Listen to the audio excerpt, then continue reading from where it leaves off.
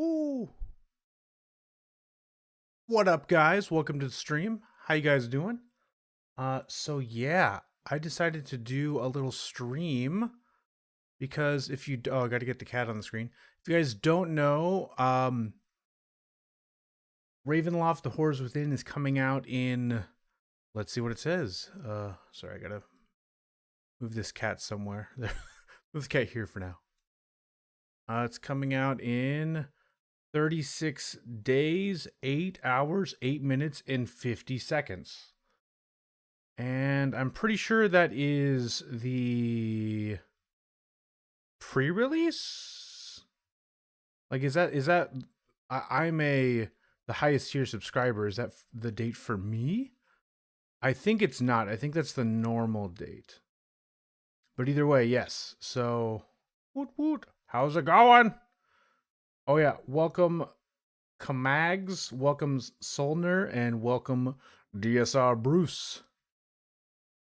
See, I'm gonna kind of go over what WotC has announced for this book, and then I'm gonna go over the original Horror Unearthed Arcana and kind of give you my opinion of each subclass as it was in the Horror Unearthed Arcana, and how, with the state of the game now, how I feel they should I feel they should change it, and how I feel, like what I hope for them to do with it, with each subclass, because I originally reviewed it before the Artificer came out and before Heroes of Faerun came out. So yeah. Oh yeah, I'm glad you like the cat cam. It's pretty great. That's my cat, Cassie. She is 14 years old, but she is doing pretty good for her age. So yeah. Let's see. Where do I? Yeah, let's just put the cat cam. I don't want it to obstruct from the chat too much. We'll just do that. Boom. Okay. So yeah, so Ravenloft, Horrors Within, Ultimate Bundle. You can pre-order it, blah, blah, blah, blah, blah. Oh, Corey, how you doing? Yeah, Cassie's great. So we're getting a few things. First of all, I would like to say I have played in Curse of Strahd before. I haven't DM'd Curse of Strahd, but I've played all the way through Curse of Strahd as a player. So I'm relatively familiar with the Ravenloft setting and all that sort of stuff. We're getting 16 Domains of Dread, 17 Dark Lords, 7 subclasses, 4 species, 4 backgrounds, 11 feats, 68 monsters, and 47 maps, including 28 digital quick play maps for maps VTT. Pretty sweet. We're also getting the Ravenloft: The Horrors Within tarot card deck, Taroka deck, whatever you want to call it, for weaving terrifying twists into your campaign with 54 fully illustrated cards. I just need my zombie pet to be just slightly less disposable, and the Reanimator will be set. Though honestly, I'm not too worried about it being weak if it does come out mostly unchanged. Yeah, I actually just rewatched my stream that I did on the Horror UA, and yeah, it was interesting to see my opinions a year ago. It kind of helped refresh me a bit. And yeah, I'll be able to reread it and decide how I feel now. I've DM and played a DMPC in Curse of Strahd. So good. Nice. I think Curse of Strahd being written so many years before Van Richten's makes players of Curse of Strahd never realize that the much larger setting of Ravenloft and their domains. Yeah, see, that is something that's very interesting. But yeah, thank you for the likes and all that. I hope that I hope that having these 16 Domains of Dread and the 17 Dark Lords will kind of expand the Ravenloft setting a bit more, and that's pretty cool. Also, if you guys don't know, I am not super familiar with it as of recording, But there's also the Dungeon Master's actual play. I watched a little bit of it when it first came out. I didn't watch even the full first stream, but basically there's this, oh my god, that's the zombie clot. There's this live stream, like let's play with two of the oh my god, an ad. I don't sponsor Liberty Mutual, guys, I promise. Yeah. I watched 36 minutes of this. So that's the voice actor for Astarion in Baldur's Gate 3. And then that is the voice actor for Lysel in Baldur's Gate 3. This guy, I don't know who he is, but he was if you guys didn't know, they did a one shot with for the release of Heroes of Faerun, and he was also in the one shot playing the same ranger. So yeah. Anyway, they're specifically playing in Curse of Strahd using the new material. So anyone who's watched more of it than I have, let me know if we've got any reveals of the new classes that we didn't know before, because they were playing the new classes. I'm pretty sure they had I know they for sure had an Artificer, Shadow Sorcerer. They had what's going to be the Hallow Warden Ranger.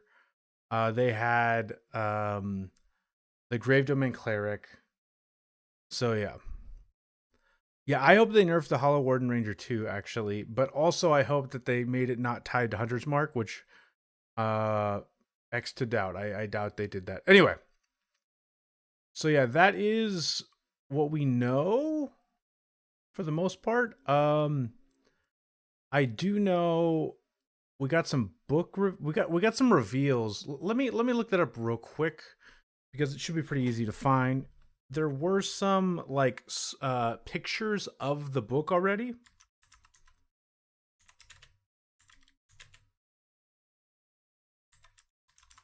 I know we know that there is for sure there is a Lupin species option, which is like one of the new races or species. Where is it? Sneak peek. Okay, yeah, here's the sneak peek. I found it. I'm gonna put this up real quick. So roll 20. We got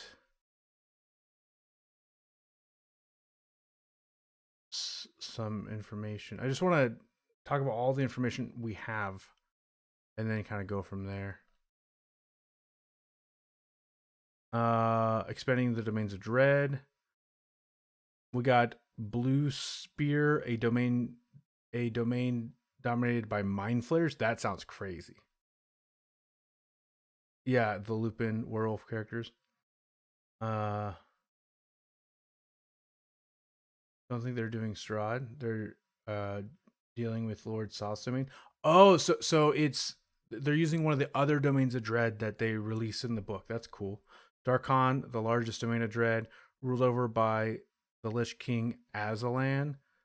Arik, a domain ruled by Drow. Ooh, that sounds cool. Har Akir, a desert domain ruled by the Mummy Lord. Enktelpot to stop those int saves, yeah, for the mind flayers. Also, Lord Soth, I know how the domains of dread work, that they're kind of setting neutral. Lord Soth is originally in Dragonlance, though, right? Like you can access the domain to dread no matter what setting you're from.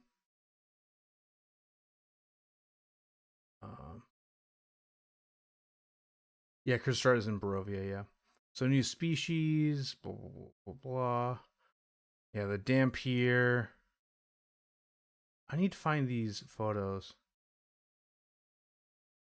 Lupin, maybe just images?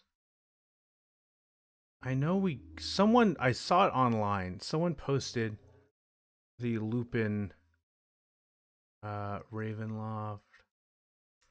Horrors. Within.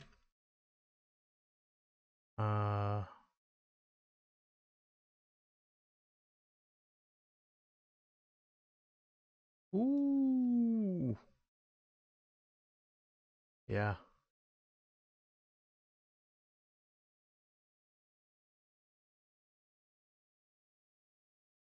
Each of the domains is pulled from one of the origin campaign worlds. Oh, that makes sense.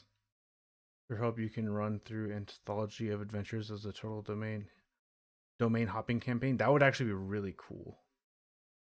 Sauce domain is a chunk of Kryn from Dragonlance. Oh, okay, cool. We know the Lupin's Howl debuff saving throws. Yeah, I can't find it right now, but that's good to know. Anyway,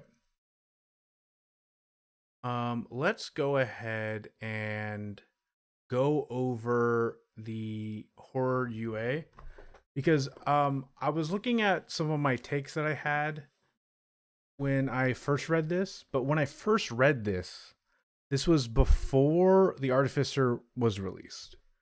And so I want to have new eyes. And you guys can sort of help me out with that too, because I how do I say, I've never played an Artificer and I've never played in a campaign with an Artificer. But I know Artificers in theory. Yeah, that is very strong as a species trait. I love it when they put in adventure anthologies that are like a tour of a campaign setting. Yeah, I haven't played it, but I heard that was the kind of like the last adventure that came out, the Vecna one. But I heard a lot of people didn't like that one, but I don't know. Anyway, so I remember specifically with the Reanimator Artificer, I was a little bummed by some of the spell list options, mostly because it was on a pet class. I have been sorely liking Artificer, yes. So I remember specifically looking at the spell list, knowing that it's a pet class. Thank you. I was a little worried about Animate Dead being on the list, mostly because Animate Dead is a spell. Like, if you guys don't know, the new Animate Dead, it actually works with, like, to command the dead, you have to use your bonus action. And it's on a class that they have to command their whole subclass ability also with the bonus action. You know what I mean?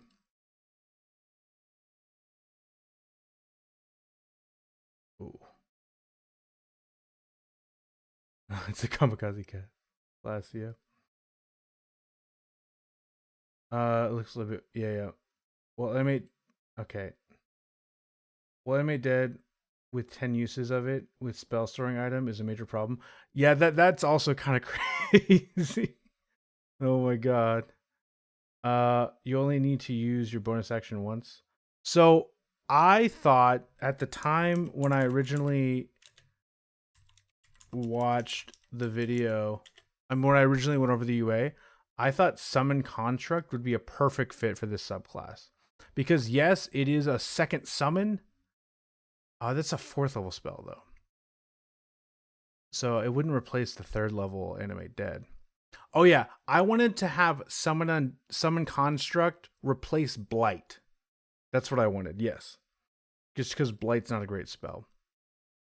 Because Summon Construct is a summon spell, but it doesn't require concentrate. But it doesn't require your bonus action. And it's very fitting for a animator or a reanimator. You could have 2 little constructs running around. I feel like that could be fun. For a replacement of Animate Dead, though, what do you guys think? What would be a better spell than Animate Dead for this?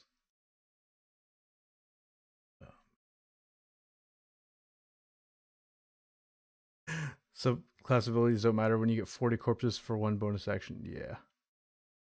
While it would take a while to come online, Animate Dead with SSI and a Necromancer in the party. Way too many skeletons. You only need to use your bonus action once. Oh. So Summon Construct might already be on the Artificer spell list. Even though Summon Construct is already on the Artificer spell list. Well, yeah, it is. But, you know, it is kind of fitting. I don't know. Maybe that is a factor that would make it not a good choice. I don't know. Summon Undead probably? Yeah, I guess that could work. But yeah, I just remember reading this initially and being kind of like, oh, Animate Dead. And then I actually wrote, I have some notes that I wrote down. I'm gonna kind of put that off to the side of stuff that I thought of.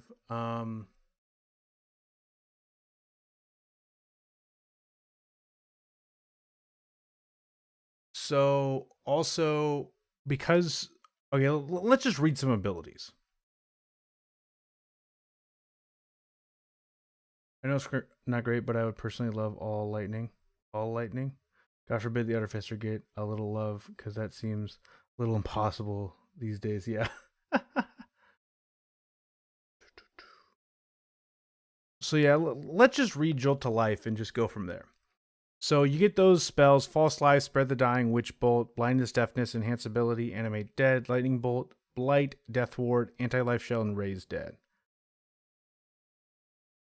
Spell storing Lightning Bolt, I think, is great. Level 3, Jolt to Life. When you cast Spare the Dying, you can modify the spell so that it sends a jolt of electricity through the target, reviving it. The target regains 1 hit point in each creature in a 10-foot emanation originating from the target. Makes a dexterity saving throw against your spell save DC, taking a lightning damage equal to 1d4 plus half your Artificer level rounded up on a failed save, or half as much damage on a successful one. You can modify the spell this way a number of times equals your intelligence modifier, and you regain all expended uses when you finish a long rest. I think Jolt to Life, great ability. I like it a lot. I think it. I am not upset about it at all. I don't know. Thinking about the optimal artificer. I don't know. Thinking about the optimal artificer replicate items. I think that baseline, which ends up with 3 to 5 elementals coupled with the Reanimator subclass, is powerful enough. Nothing wrong with 10 lightning bolt casts from your SSI. Your level 11 lightning bolt is not OP at level 11. Yeah, I agree. And we already have the artillerist, isn't it?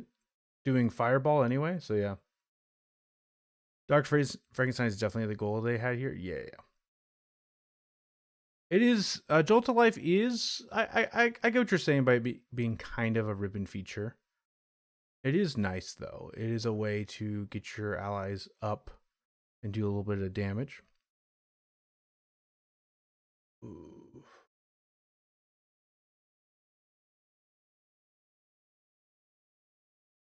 Oh yeah, and then Conjure Barrage, that's on the Battlesmith, right? Okay, but this is the real ability we gotta talk about. It is the Reanimated Companion. Using Tinker tools and other type of artisan tools with which you have proficiency, you can take a magic action to create a Reanimated Companion. See the stat block. Through the power of necromancy and science, the companion manifests in an unoccupied space within 5 feet of you. You determine the companion's appearance. Your choices don't affect the companion's game statistics. And if you guys didn't see, by the way, they actually added the art already. They showed us the art. This is the Reanimator Artificer art. It's actually not what I expected. I expected a more humanoid looking thing. But the art is pretty cool, I gotta say. I like it. Okay. The companion manifests. Yeah. Okay. The companion is friendly to you and your allies and obeys you. It lasts for until you finish a long rest. Blah, blah, blah, blah. This is all the typical pet class stuff.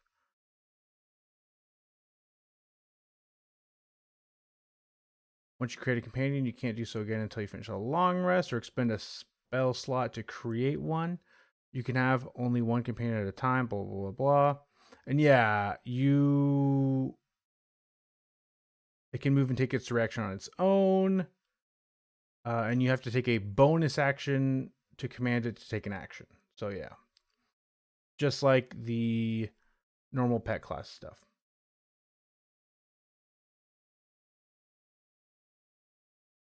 Reanimated companion is supposed to be killed for its death burst, yet that contradicts the ability to heal it with lightning damage.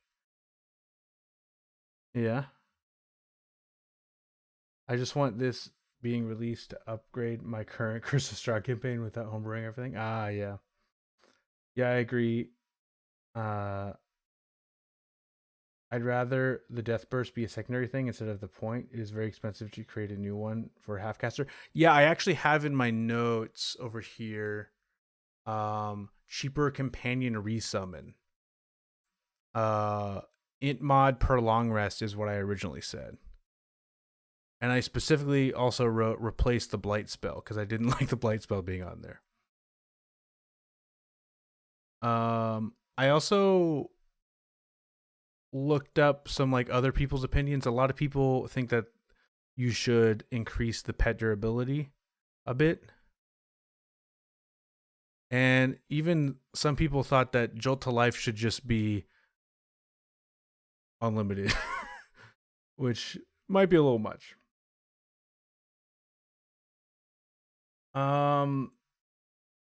In mod per long rest would be perfect. Yeah, I think that would be great. To be honest, this is better than almost all level 1 spells you would be casting as a half caster. I don't know. You mean the companion? Or you mean the Jolt to Life? Oh yeah, the Jolt to Life probably. But yeah, the Reanimated Companion, small undead, AC 10 plus your intelligence mod, HP 4 plus 4 times your artificer level.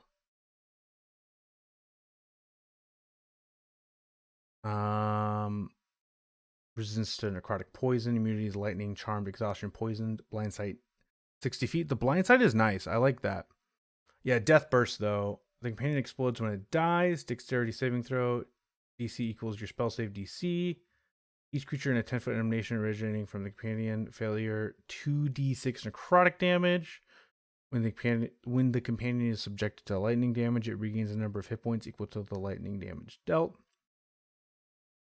And so lightning absorption works even if it doesn't work when it's exploded, because that's the whole point of the us needing to add the resummon at mod times. And then it does 1d4 plus your intelligence modifier necrotic damage. I meant spending a slot on the companion to resummon is probably better than casting most first level spells. Yeah, but it's just like, it sucks when there is a tax to use your subclass ability, when subclass abilities are typically supposed to be like this extra thing you get. Also, if you think about other subclasses that have similar things, so like the druid has an alternative way to use wild shape, and then you can use your spell slots to do extra wild shapes, but it comes with a base amount of wild shapes. Same with Bardic Inspiration. It's like they're trying to do what bards and druids do, but Artificer doesn't have a resource like that. You know what I mean? So it needs like a number of uses, in my opinion. The Death Burst is so weak, they could have made it 46 and it would have been fine. Yeah, it's a 10-foot emanation. That's pretty small. 2d6. The damage of the Death Burst should be a number of d6s equal to your Artificer level. Ooh, equal to your Artificer level? That might be a little much. But like equal to your int mod would be fine. Half caster, so half-ass secondary resource. Yeah. Ooh. Also, most Artificer subclasses work like that. Use a spell slot to get their main feature back. Oh, is that the case? Oh, half. Okay, half is way more reasonable. Yeah. Sorry, I misread it. Okay. Yeah. 3/4 caster win. Yeah, a lot of people when if you guys remember the Warlock Unearthed Arcana when 2024 or 5.5 was coming out, where they made Warlock a like they basically made Warlock a actual 3/4 caster. A lot of people said that they should have made the Artificer similarly, and I don't know. I feel like that might have been a good way to go. I don't think that would be much, even if it was all your Artificer levels, because it's a save or suck, no damage on a successful save. Oh yeah, I forgot that Death Burst has no half damage on a save. Ooh, that's rough, man. That is rough. Assuming an average of like 6.5, you're level 3, and I forgot if there's a damage bump ever. Okay. Also remember though, it's Dreadful Swipe. The target can't take opportunity attacks until the start of its next turn. It does have some skirmisher things built in for some reason. Plus, if they want to do a blaster subclass, then a great amount of damage is what we expect for their main thing. Yeah. Okay, so strange modifications. When you create a reanimated companion, it gains one of the following options of your choice.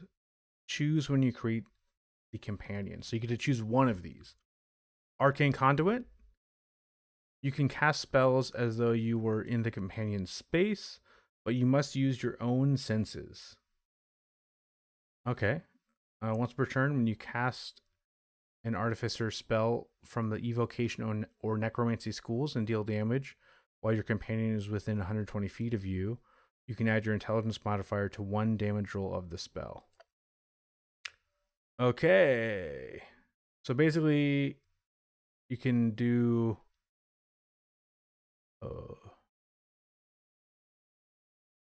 So it's kind of similar to being able to use touch spells through a familiar, but it's not limited to just touch spells. So you can cast any spell from the Evocation or Necromancy school. No. You can cast any spell, but then if it happens to be from the Evocation or Necromancy school, you can add your intelligence modifier to 1 damage roll of that spell. Okay.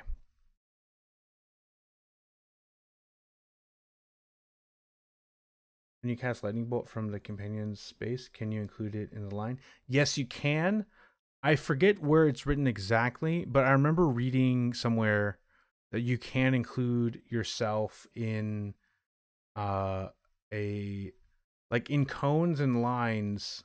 I'm pretty sure you can include yourself in them. Let me know if you guys agree with that or if I'm just making stuff up. You just misread moist to Maoist. Nice. Okay. It is weird that they have a level 9 ability called moist.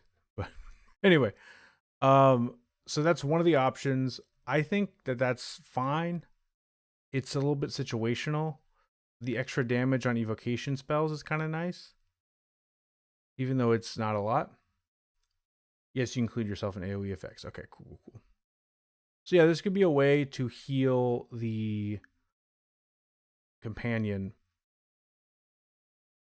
One question I have though. So, we have yeah, it can, right? Can't the reanimated companion use magic items? Like, would you even... You probably want your homunculi anyway, but would you give your castings of lightning bolt to the companion, or would you give it to the homunculus? Practically potent cantrips with that imp mod boost. Yeah.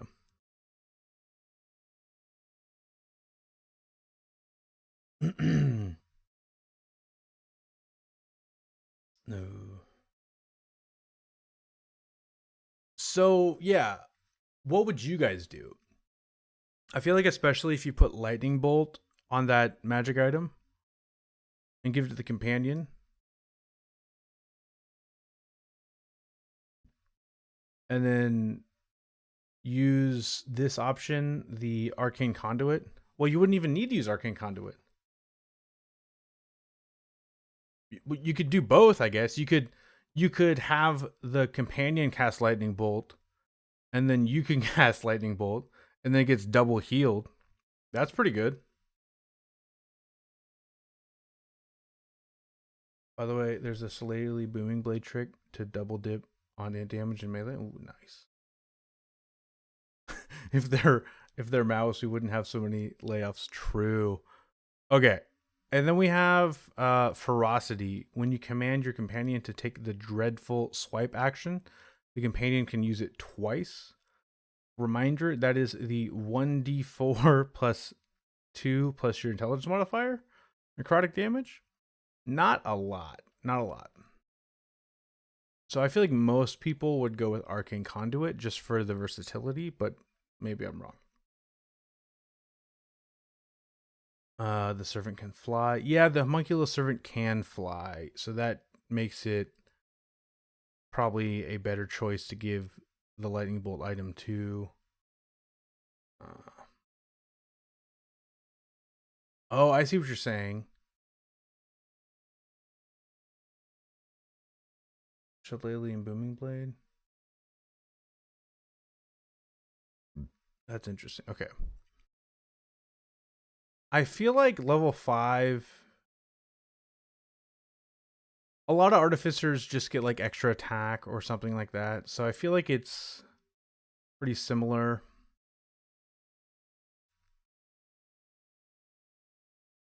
Not a lot of damage, but on the front line, that would allow other players to slip past the enemy front line into the back when necessary. That is true with ferocity because it makes it so that those targets can't take opportunity attacks anymore. So that is a possible strategy that could be nice. It wouldn't be broken to get both level 5 benefits. Honestly, yeah. I agree. I feel like if it gave them I feel like if you could give them both, that would be fine. Would definitely not be broken on the artificer, on the poor artificer. How do we feel about level 9 though? We got improved reanimation. Your experiment and alter your companion. You experiment and alter your companion further. Whenever you create a reanimated companion, it gains one of the following options of your choice. Bloated, the companion becomes large or smaller. So the companion becomes large or medium, your choice, because it starts out as small. Whenever it hits a larger, smaller creature with the dreadful swipe action, that creature can also be pushed up to 10 feet away from the companion. Additionally, you can add your intelligence modifier to the damage dealt by the companion's death burst. Okay. That one's decent. The push is nice control effect. You'd probably want to go with ferocity though, if you pick that option. And not even the Bladesinger extra attack. They have a personal problem with making a good artificer. This probably isn't the subclass I'd give Bladesinger extra attack to. Yeah. Gaunt. Yeah, Gaunt is really good. Let's go over it. Gaunt, the companion's speed is increased to 45 feet. It is normally 30 feet. So 15 feet boost, and it gains a climbing speed equal to its speed. It can climb difficult surfaces, including along ceilings, without needing to make an ability check. In addition, whenever a creature of your choice starts its turn within a 10-foot emanation originating from your companion, the creature must succeed on a wisdom saving throw against your spell save DC or have the frightened condition until the start of your next turn. So your little guy can now climb on walls, and he's faster, and 10-foot and has a 10-foot emanation frightened aura. And is that just always on? It's just always on. That is pretty solid, I have to say.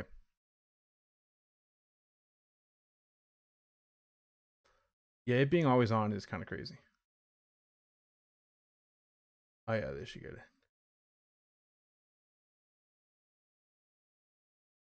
I was talking about the other artificial subclass to get extra attack. Yeah, I get what you're saying. Ooh. Yeah, I think Gaunt is definitely the best so far. Moist. The companion gains a swim speed equal to its speed. In addition, whenever the companion is hit by an attack roll from a creature within 10 feet of it, the attacker takes acid damage equal to your intelligence modifier. Okay.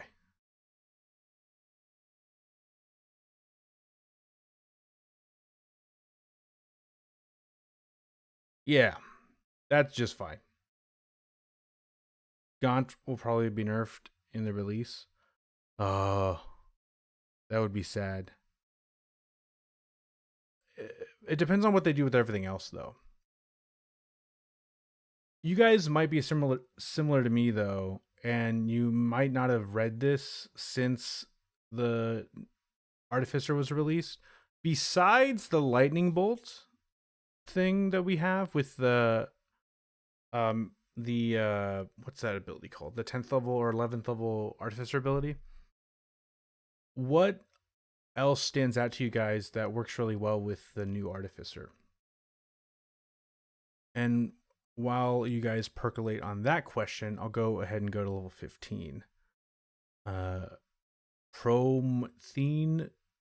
Promethean Reanimation. You have mastered the science of revivification, granting you the following benefits. Yeah, spell storing item. That's the item, yeah. You have mastered the science of revivification, granting you the following benefits.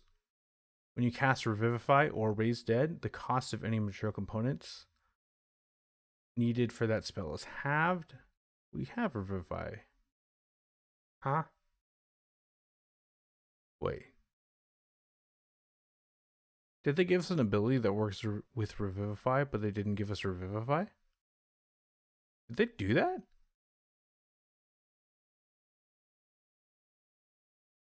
Jolt Alive doesn't give us Revivify, does it? No. What are they thinking?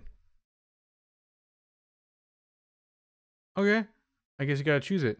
I know it's on the base spell list, but it's not prepared on the subclass, so you have to choose to pick it, or else this ability won't work for you. That's just not common in subclass design. Typically, if there's a ability that enhances a spell, they typically give you that spell.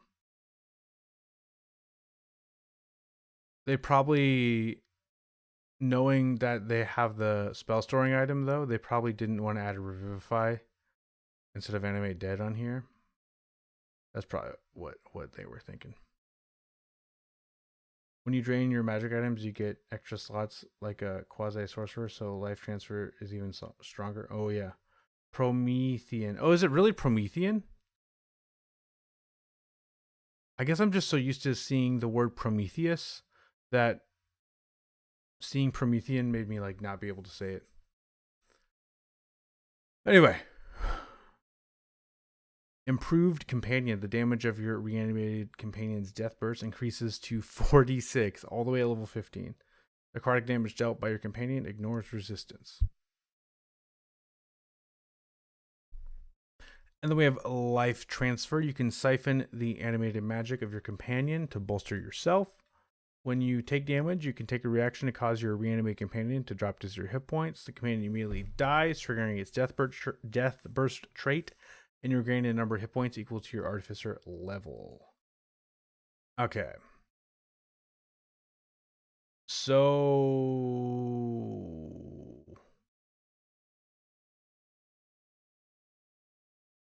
let me see this. Ooh.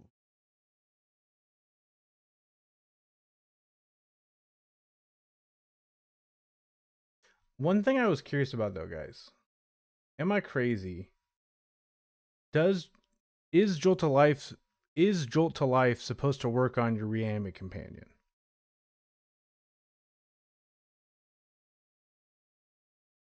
Yeah, level 15 is weak.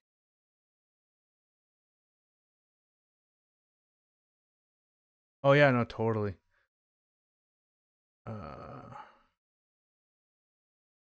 I know that there was a video I saw where it was, I forget her name. Is it? It starts with an M. It's one of the game designers for WotC. Um, she was interviewed by Todd Kendrick, and she talked about how the Haunted One background has a new origin feed, and she was really excited about it. How was that week? Okay, so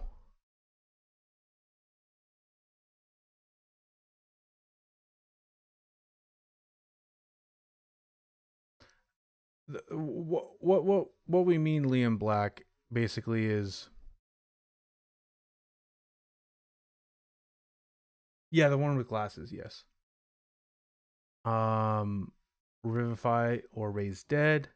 So you get to have the cost of some resurrection magic, which people don't die like every day. Like a lot of abilities that don't happen, like that you can't use most days, sometimes can feel bad. And it's only having the cost by, like, it's only having the cost. And by the time you're level 15, you're probably not too worried about gold. Improved companion. It is nice that there is a damage boost to Death Burst, but Death Burst is already pretty low damage, and I wish that this would be at a lower level, that the damage went up. Oh yeah, Mackenzie, that's her name, yeah. And then Life Transfer is probably the best ability here, because you can just automatically activate your Death Burst. But the Death Burst is pretty low. I don't know. You regain a number of hit points equal to your artificial level. And yeah, you get some healing. I think halved cost is actually really good because of circle spells. Well, yeah, but circle magic isn't, uh not every DM allows circle magic. But I get what you're saying, yeah.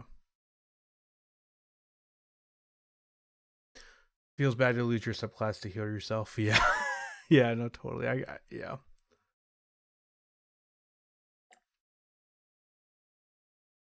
Oh, by the way, this is something I realized when I was deciding to do this stream. They had one playtest for every single subclass that's coming out in Ravenloft the Horrors Within. I was surprised by that. So we got this and we got nothing after that. The only one that we're not getting that was in this is the Warlock Hexblade. If Deathburst was no save, I actually think the low damage would be okay. Yeah. Yeah, I feel like this one needs a lot of work, and I really hope by release they fix a good amount of this stuff. My biggest gripes is I feel unsure about Animate Dead, but it's probably fine. I don't know. Blight, I think they should switch for Summon Construct.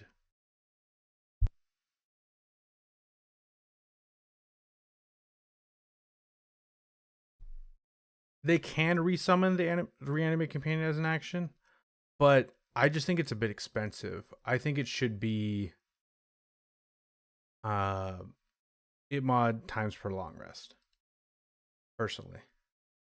It's a whole action. I don't know. That's just my opinion, though. Again, it's not an artificer though, so like your action isn't as big of a deal for compared to like other classes, because like, you know, you have your homunculus that can use your spell storing item and stuff. Yeah, I think Hexblade will end up in the Arcane book.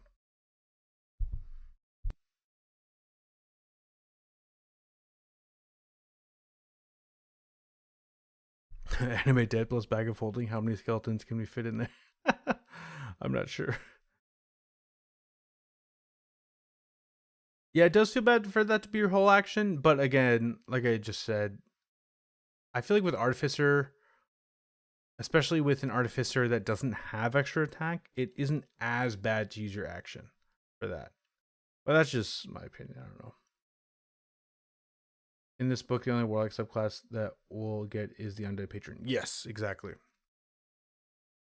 But yeah, that's kind of how I feel about the Reanimator.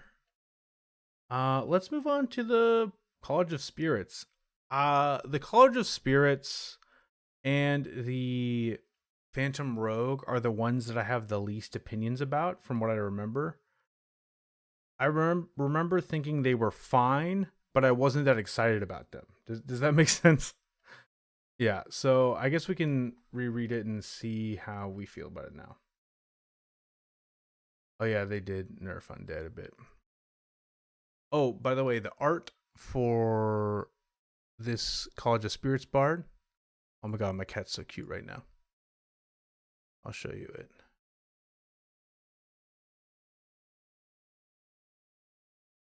There's the College of Spirits Bard art. I think the art is freaking awesome. Got that cool gnome. Just living his best life. That's super sick. Okay. I'm gonna move my cat up here. Yeah, I'll move her there. Just so you can see the chat better. Okay. You should be able to roll on the table when you, oh yeah. Let's read this and then I'll be able to interact with what you guys are saying about it.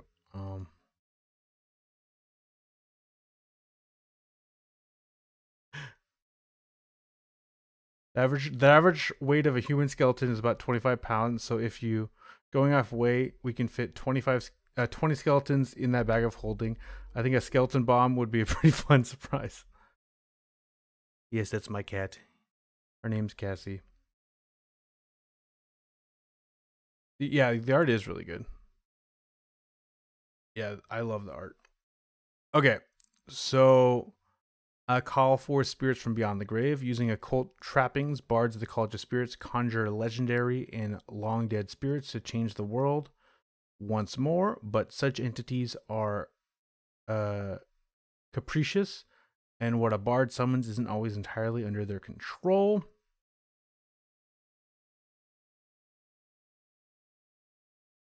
Level 3 Channeler. You learn how to contact spirits beyond the grave, letting their power and knowledge flow through you. You gain the following benefits. You know the guidance cantrip, and has a range of 60 feet when you cast it. Guidance is a great cantrip, so nice little pickup there. Spiritual focus. You employ tools that aid you in channeling spirits. You gain a gaming set. Playing cards. You have proficiency with this gaming set, and you can use the cards or one of the following items as a spellcasting focus for your bard spells. Arcane focus, crystal orb, candle, or ink pen.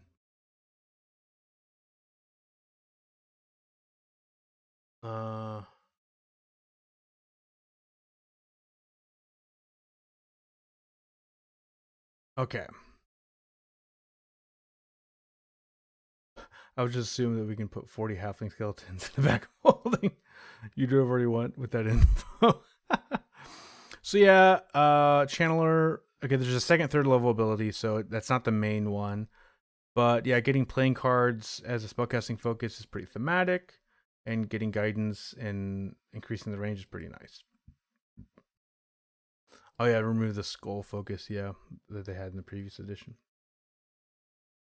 Okay, level 3 Spirits from Beyond. While holding a spellcasting focus, you can take a bonus action to expend one use of your Bardic Inspiration and call forth the powers of a spirit. Roll the Bardic Inspiration die and refer to the Spirits from Beyond table to determine the spirit you channel.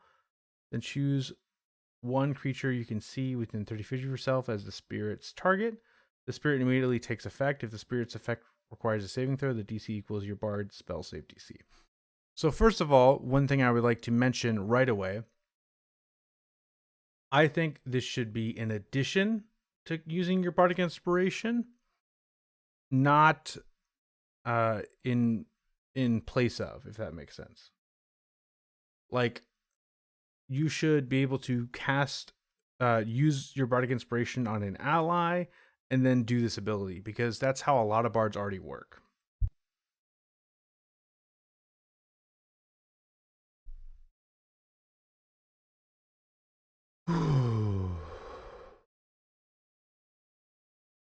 Yeah, like, oh, and you're, I don't know.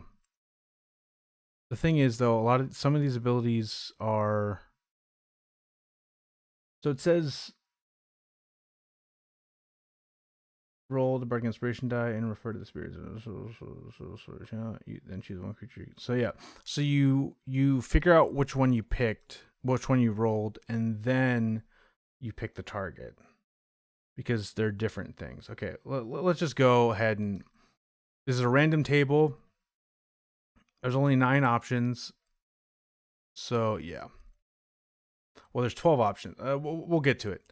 And I do like how this is designed, because as you get higher bardic inspiration, it naturally gives you more options. But starting out, it's bardic inspiration is a D6 at level 3, right? Actually, let me look that up real quick. I just want to have the bard. I want to have the bard class table on the screen so I can know that. So it's a D6 at level 3. Okay. So that means that you can only go up to here at level 3. So, beloved, the target regains hit points equal to 1 roll of your bardic inspiration die plus your charisma modifier. It's a decent heal.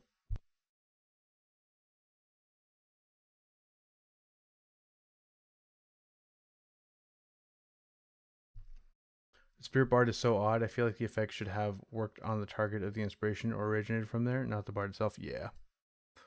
Sharpshooter, the target takes force damage equal to 1 roll of your bardic inspiration die plus your charisma modifier. Avenger, until the end of your next turn, any creature that hits the target with a melee attack roll takes force damage equal to 1 roll of your bardic inspiration die.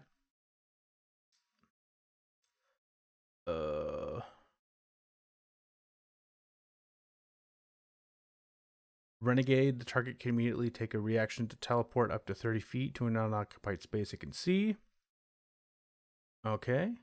Fortune Teller, the target has advantage on D20 tests until the start of its next turn. Wayfarer, the target gains temporary hit points equal to a roll of your bardic inspiration die plus your bard level. While it has these temporary hit points, the target speed increases by 10 feet. Okay.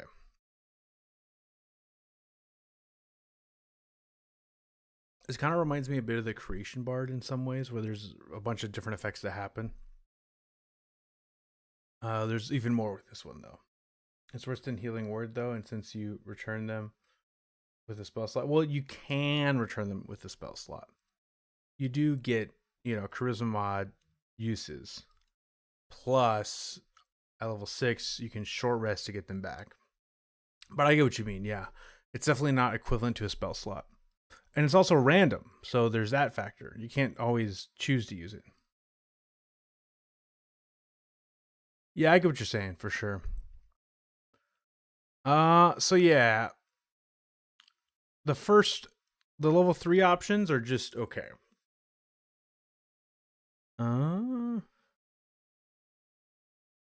Fortune Teller's pretty nice. You get advantage on you can pick, the target gets advantage on all D20 tests until the start of your next turn. Can these be used on yourself? Roll the bardic inspiration die and refer to the spirits from beyond table to determine the spirit you channel. Then you choose one creature you can see. Yep. It's a one creature you can see. You are one creature you can see. So you can use these on yourself or anyone. Cool. Ooh, okay. And then when you get to level 5, you gain access to number 7 and number 8. Number 7, Trickster. The target makes a wisdom saving throw. On a failed save, the target takes psychic damage equal to 2 rolls of your bardic inspiration die and has the charm condition until starting next turn.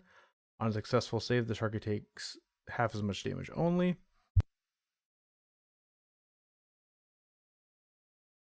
That's just whatever. not great, not amazing. And then Shade, the target gains the invisible condition until the end of its next turn, or until the target makes an attack roll, deals damage, or casts a spell. When the invisibility ends, each creature in a 5-foot emanation originating from the target must succeed on a Constitution saving throw or take necrotic damage equal to 2 rolls of your Bardic Inspiration die.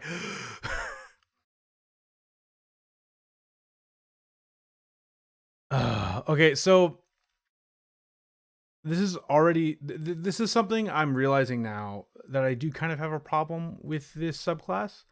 I feel like it will slow down combat so much, like so much, because you're not going to memorize these. They're all like, they kind of do a lot of different things. Like, I feel like, I don't know, I just feel like it could get kind of annoying. I don't think I would want to play this one, but it's not bad. You know what I mean? I like the Undead, but I feel like I was missing something. Perhaps some Riven feature at level 3. Phantom Steed at level 6 being able to change the damage. Yeah. Did you skip number 6? No, I didn't skip it. Gain temporary hit points equals to roll every body against. Yeah. You get 10 feet more speed when you have temporary hit points. I mean, it's no different than consulting the wild magic table. Yeah. Yeah, I guess I just haven't played. Yeah, I guess I just don't like random tables for myself. If that makes sense. It's not one of my favorite things. That's just a me thing, though. Okay, and then D10. So at level 10, goes to a D10, so you get 9 and 10. Arcanist, the target makes a dexterity saving throw, taking fire damage equal to 4 rolls of your Bardic Inspiration die on a failed save, or take half as much damage on a successful one. That's pretty good. 4d10 necrotic fire damage with a half on a save. That's pretty nice. I like that one. 10 Coward, the target and each creature of your choice within a 30-foot emanation originating from the target must succeed on a Wisdom saving throw or have the Frightened condition until the start of your next turn. While frightened, the creature's speed is halved and it can take either an action or bonus action or not, but not both. Okay. Yeah, that's cool. Yeah, I feel like I would, if I played at a table with someone like this, I would hope that they were really on it. You know, like they were really like, they were, prepared. And then when you reach level 15, you get access to Brute and Controlled Channeling. Brute, each creature of your choice in a 30-foot emanation originating from the target makes a strength saving throw. On a failed save, a creature takes thunder damage equal to 3 rolls of your Bardic Inspiration die and has the prone condition. On a successful save, a creature takes half as much damage only. Okay.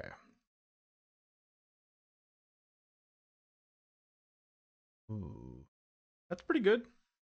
Yeah, it kind of reminds me of Yolande's Regal Presence. But it's just like a one-time big emanation thunder damage proning effect. Solid, yeah. Controlled channeling, you determine the spirit's effect by choosing one of the other rolls on this table. So yeah, you get one that is just, you get to pick any one, which is nice. Doesn't the Dance Bard get features to activate when they expend a use of their Bardic Inspiration? That's how this should work. Most bards work that way. So yeah. How's it going? Arlen the Lover, welcome.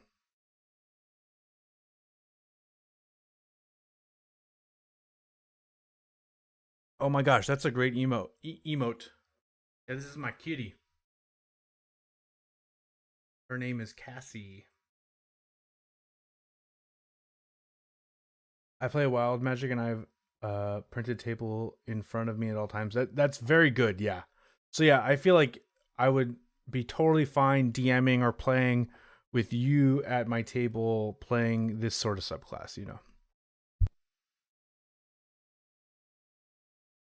Okay, yeah, but that's like, this is like their main feature, and it's a good feature. It's very chaotic from my perspective. Anyway, then we got Empowered Channeling. Once per turn, when you cast a bard spell that deals damage or restores hit points, roll a d6. You gain a bonus to one of the spell's damage rolls or to the total hit points the spell restores equal to the number rolled. Okay. And that just is always on? That's super solid. Why not, you know?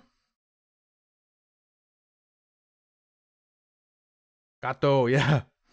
El gato. Okay. Spiritual manifestation. You always have the Spirit Guardian spell prepared. Nice. You can cast it. You can cast the spell once without a spell slot, and you regain the ability to cast it in this way when you finish a long rest. Whenever you start casting the spell, you can modify it so the spirits also guard against worldly threats. When cast in this way, you and allies within the spell's emanation have half cover. Once you modify the spell in this way, you can't do so again until you finish a short or long rest. I completely forgot that they get Spirit Guardians that's enhanced.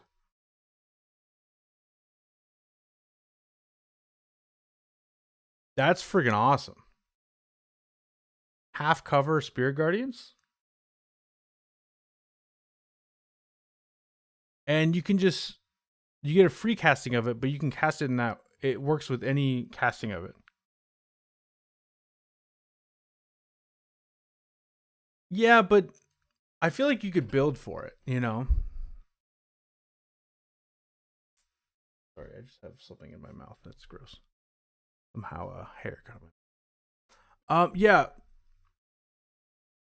Spirit Guardians is just a super solid spell.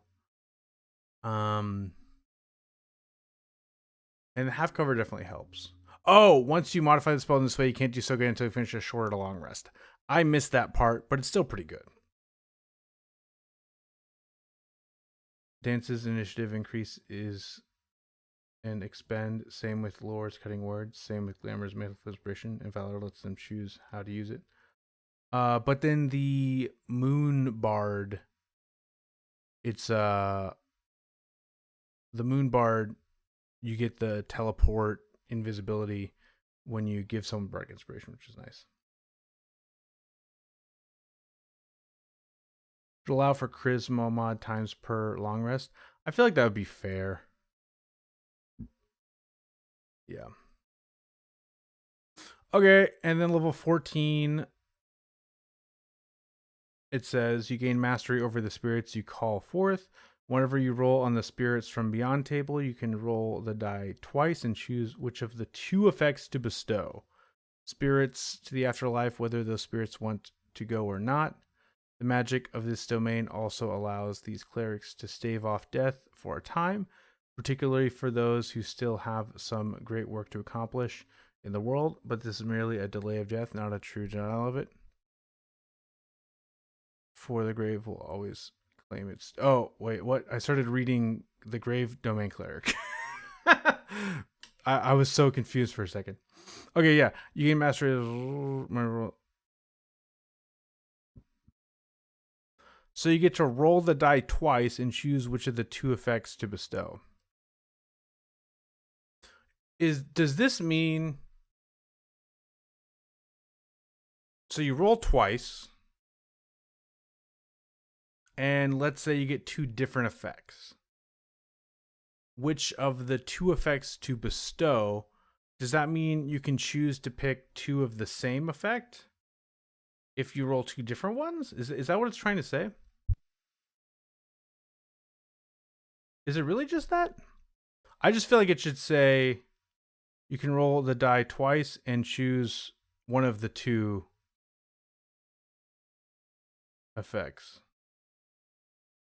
The to bestow line makes it seem like you get to apply two effects. Am I just reading that wrong? Is my reading comprehension bad? This bard would be way cooler if it was more inspired by the Vistani. Yeah, the Vistani from... Actually, so I'm playing in a campaign that was a Curse of Shroud campaign, but we, like, you know, Curse of Shroud only goes... It's a reading comprehension issue, yes. Okay. Curse of Strahd only goes to like level 10 or whatever. So we played after that in like a different setting.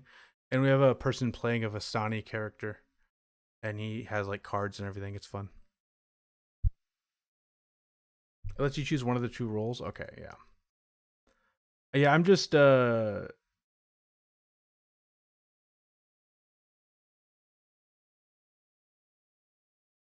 choose one to bestow. Okay.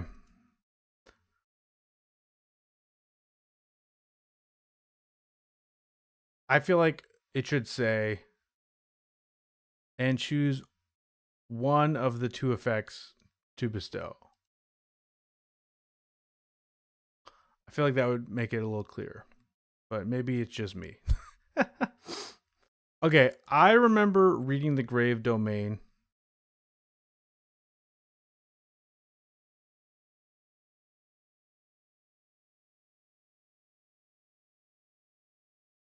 And thinking it was like great how as is. And I didn't have any complaints. But we can I'm gonna read it, but I feel like if I go over all of these at the rate I've been going at, I'm gonna be here forever. So I'm gonna speed it up a bit. And things that I like, I'm just gonna be like, yeah, this one's great. Bard capstones tend to not be great, yeah. Let me choose at least once per long rest. That would be nice. Okay. Embody deific forces of death. The Grave Domain concerns itself with the boundary between life and death. For those who tap into this domain's power, death is a foundational, natural, and inevitable part of the multiverse. Such clerics seek to destroy undead and strive to shepherd spirits to the afterlife, whether those spirits want to go or not. The magic of this domain also allows these clerics to stave off death for a time, particularly for those who still have some great work to accomplish in the world, but this is merely a delay of death, not the denial of it, for the grave will always come claim its due. Also, I'll show you guys the art. I love this art. Look at that. Look at that. That's freaking awesome. It's like it's definitely a Dampire or Dampier. Or just maybe it's a vampire. Who knows? But yeah, love the art. In the Curse of Strahd, we already have nice effects that any Vistania could do with their curses. If they applied it to the Bard subclass, I could probably be more hyped. Also, the Paladin in my current Curse of Strahd campaign is a Vistania. Oh, nice. As a Hollow one or a Reborn, you refute that death comes from me. I refuse that death comes. Yeah. Yeah, also this could be a Hollow one, but yeah, I'm pretty sure it's a Dampier. Okay.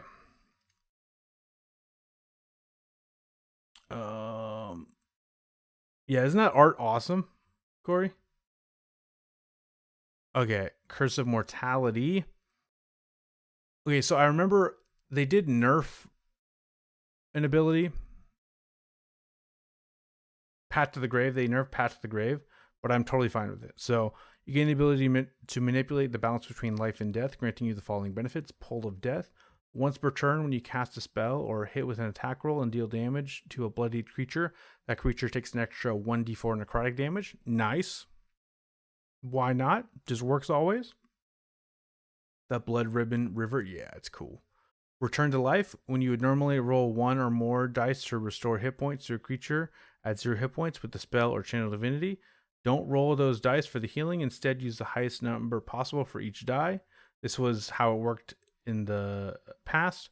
For example, instead of rolling 2d4 hit points to a creature at 0 hit points with the spell, you restore 8. So yeah, it's only when you heal someone that's at 0, but this is great. It's also even better with the buffs to healing in 2024.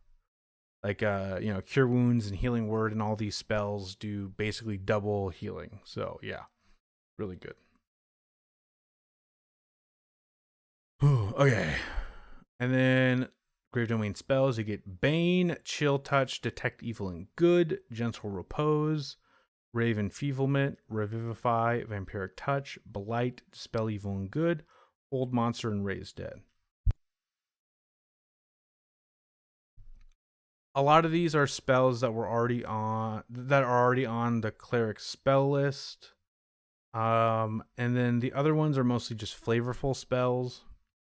Like Gentle Repose isn't like a great spell, but it's very flavorful. Ray of Enfeeblement isn't amazing, but it's flavorful. Same with Vampiric Touch, Blight. Yeah. Not a great spell list, but it is on a cleric, and clerics have pretty great spells in general. So yeah. It's I guess sort of my take is I don't know what else I would put on here. You know, that would be fitting. Vampiric Dutch feels real bad on here though. Oh my gosh. Okay. And then I was shocked that False Life and Death Ward were removed. Yeah, Death Ward would be very fitting. False Life, yeah, False Life would be fitting too. I guess they switched it with Bane and Detect Evil and Good. I forget which other spell was with it. Anti-Life Shell, yeah. Okay, level 3, Pat to the Grave. As a bonus action, you present your holy symbol and expend a use of your channel divinity to curse one creature you can see within 30 feet of yourself until the start of your next turn.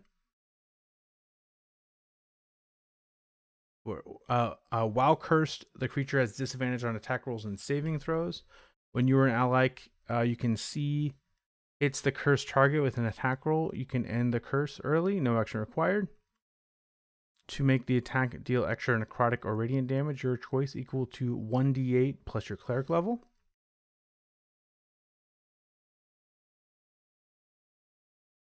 This used to be that you could make them vulnerable to a specific damage type. Yeah, I agree that the spell list has definitely been nerfed.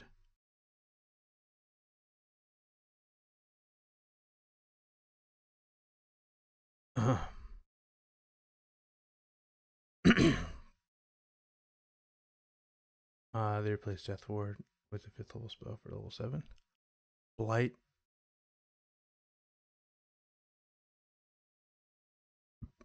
Dispel Evil and Good, I think, is a 4th level spell. So yeah, they did nerf Path to the Grave, but I think it's fine. It technically ends up being more useful, in my opinion. Wait, is Dispel Evil and Good a 5th level spell? That's crazy.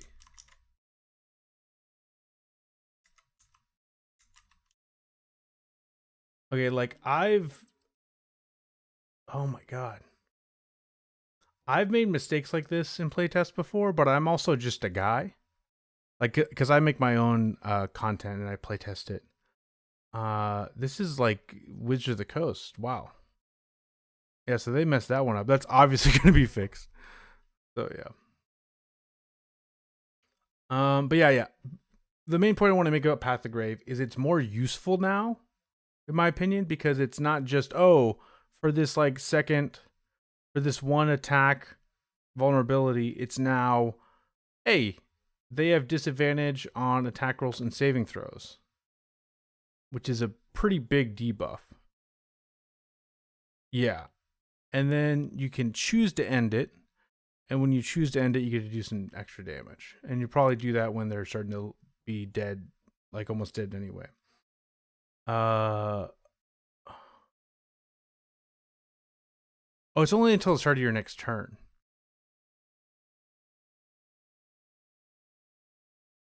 Okay. Huh. It is still good, but yeah, that is kind of short. But yeah, you can bonus action cast this and then cast any spell on them at disadvantage. Yeah, I think it's stronger. I like it. Okay. Then we got level 6, Sentinel at Death's Door. When you or a bloodied creature you can see within 30 feet of yourself is hit with an attack roll, you can take a reaction to halve the attack's damage. This used to be you get to cancel crits. You can use this feature a number of times equals to your wisdom modifier. You regain all expended uses when you finish a long rest. Yeah.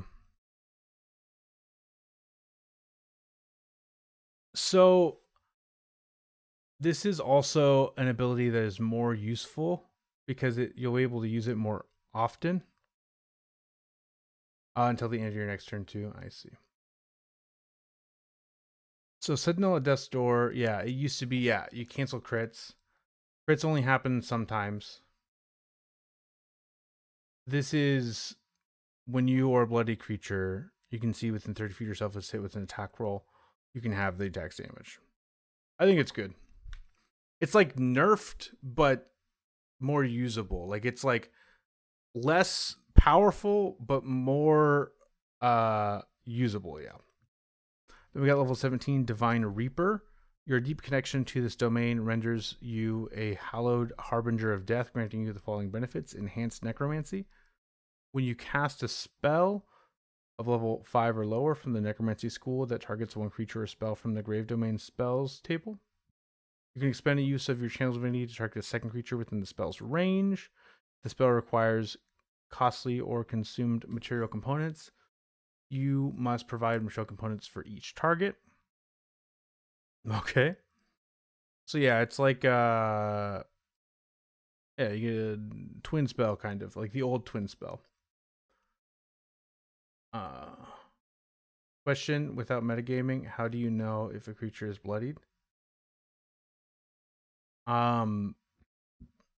In my games, I just let the characters know. I let the PCs. Yeah, I just tell. I either tell them or if they ask, I let them know. I agree that it's more useful, but damn, the other one was so cool. It was so cool. Played at a table with a grave domain, and the face of the DM every time he did that was priceless. Yeah, yeah, it was. It was more. Yeah, it felt better. I feel like, but the other one, the new one, is more useful.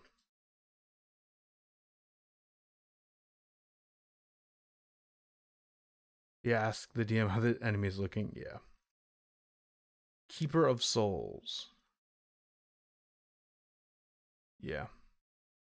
When an enemy dies within 60 feet of you, you or a creature you can see within 60 feet of yourself regains hit points equal to 3 times your cleric level.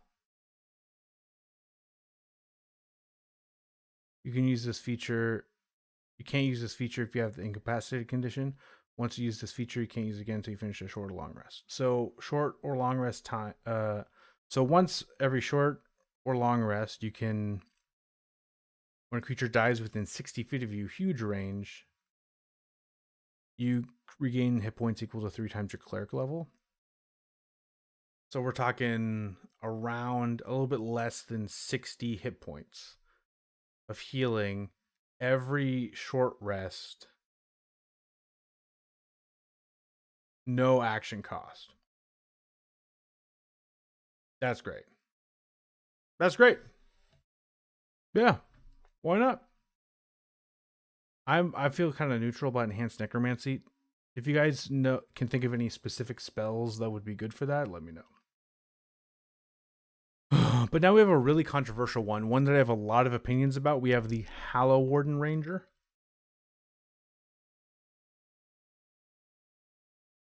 I think what it says, if you don't need to be bloodied, others shouldn't need to be either. I think how it's worded,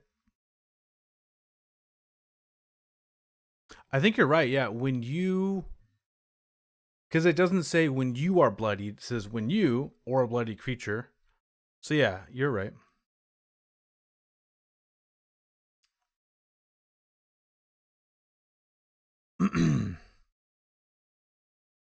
Yeah.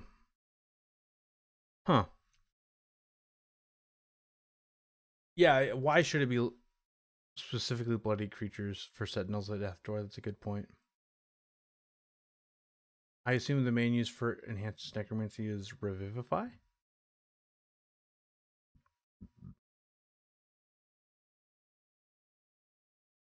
Ah. I don't think I've ever had 2 people die in a campaign. But if that did happen, like in the same combat, that would be very useful. I did cast Revivify a few weeks ago in a campaign, though. Anyway, Hallow Warden Ranger. So I think we can all agree. I'm one of those people that I don't like the new Ranger with how they use Hunter's Mark. I like the Ranger a lot. I played Rangers before. I just hate the reliance on Hunter's Mark. And this is the most reliant on Hunter's Mark Ranger I've seen. Yeah, Raised Dead would work if it's because it's 5th level. Double hold monster is pretty solid, even if your normal channel divinity is great. I don't. It's necromancy only though. Yeah, hold monster is a enchantment spell if I'm not mistaken. Oh yeah, Raised Dead doesn't have any like time limit, if that makes sense. It would make it, and it doesn't make it cheaper either. So, but anyway, so yeah, my thing with the Hollow Warden is I feel like it could be fixed pretty easily, but I don't trust that WotC's gonna do it. So let's talk about it.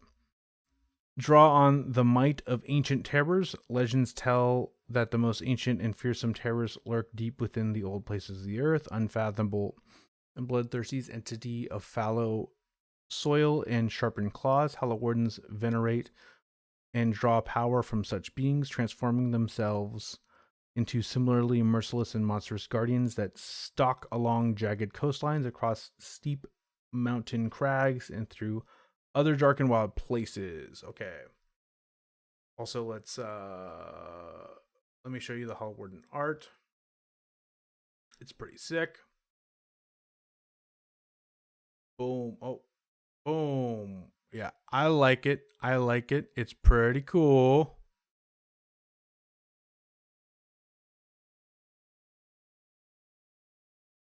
I love the axe being thrown at us. Okay.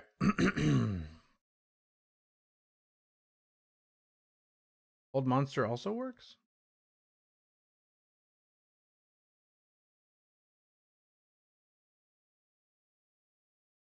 Old Monster.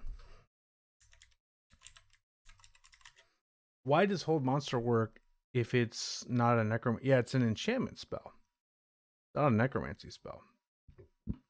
Anyway, so Hallow Warden spells, I feel like Hallow Warden spells are fine.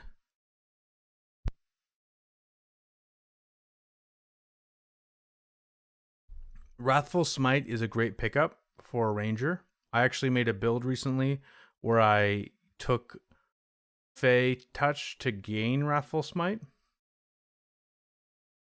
Oh, it works with class on your spell list or necromancy spells, really?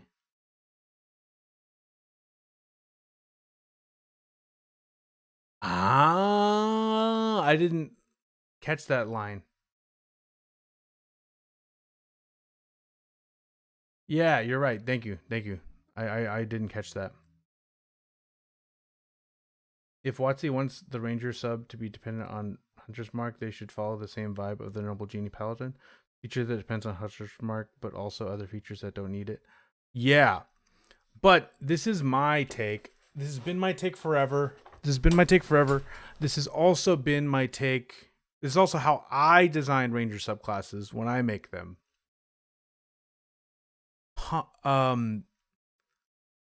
Favored enemy should work because we can't change. This is also let me restart. So because we can't change the Ranger base class,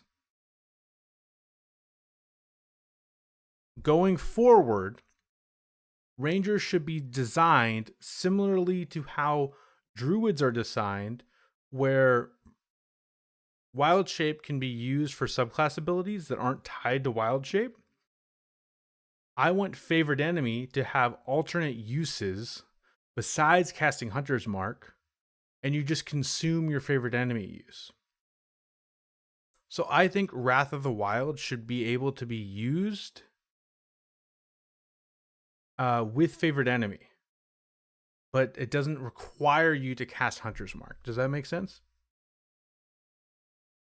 So you can consume a use of favorite enemy to activate Wrath of the Wild. Yeah. Because the level 5 spell Spike Growth, you're never going to cast Spike Growth. If you're playing a Hollow Warden, you're never going to cast like basically any concentration spell if you're playing a Hallow Warden. Because what's the point? Every single ability is tied to Hunter's Mark. I think what they won't do what I want, but what I think they're going to end up doing, I think Wrath of the Wild is still going to be tied to Hunter's Mark, and I think they'll reduce the reliance on Hunter's Mark for the other abilities. That's my guess. I would allow my players to use favorite enemy without Hunter's Mark to activate any of the stuff as bonus action. Yeah. Whatever feature says Hunter's Mark. Yeah. That's how I haven't had someone want to play a ranger at my table since the new rules came out. But if I did, I would allow the same thing. I just feel like it's such an easy fix. You still have Hunter's Mark as a thing you can do, just like how druids have Wild Shape. If you're not a Moon Druid, Wild Shape is still useful, but it's not something that like your whole class is based around, you know? Oh yeah, I definitely want the AC boost to be nerfed, for sure. So let's read it though. Okay, so you draw on the strange and ancient horrors of the land for power. When you cast Hunter's Mark, you can transform. You transform, gaining the following benefits for the duration of the spell. Ancient Armor. You gain a bonus to your AC equal to your Wisdom modifier, minimum of 1. Your body is wreathed in rotten bark or beastly bristles. This is on a class that has proficiency in medium armor and shields. Yeah. You just can add your Wisdom modifier to your AC.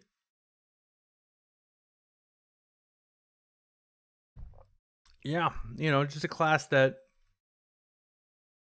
I've seen tons of meme videos about this, but like, I think you can get by level 3, you can get like with like a shield and medium armor. Again, you're probably not going to be able to get half plate by level 3, but like, let's say you do. You're talking like, let's look at half plate. Let's say you've been a real lucky level 3, or like level 5. Level 5. Half plate is 15 plus your dex mod, which you're a ranger, so you're gonna have +2, so that's 17 plus 5. 17 plus 5. Wow. So yeah, like 22 AC. And add a shield, 24 AC. At level 3. I'm planning on playing this subclass in my next campaign, and I will have Wiz as my main stat. I'm saying at 22 plus AC at level 3. Yeah, exactly. I just went through the math. 21 actually, since it will have skill armor and only +3 whiz until level 4. Yeah, that makes sense. I think they could nerf this in a few ways. I think they could. I could see them doing the noble Oath of the Noble Genius Paladin thing, where they just give it unarmored defense, which would be kind of lame. You could do like half wisdom mod rounded up or rounded down. I feel like that could be decent.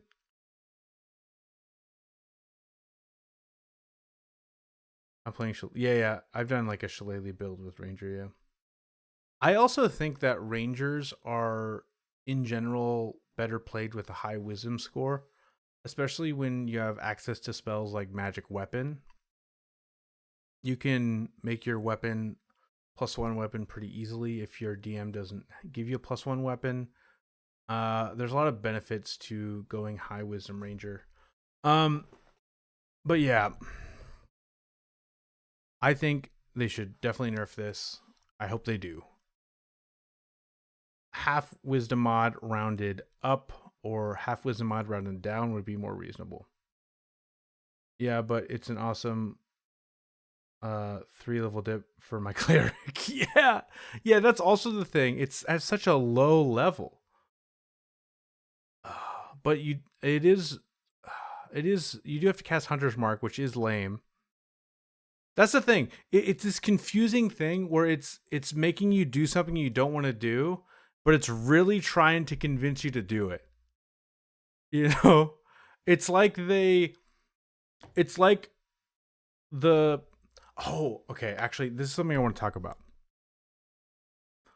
This reminds me of when the Gloomstalker was released in 5e. The Gloomstalker in 5e felt like an apology subclass. It felt like WotC was like, hey, we know the Ranger is bad, but here's an OP subclass, play this, please. And then that's what people did. People just played Gloomstalker.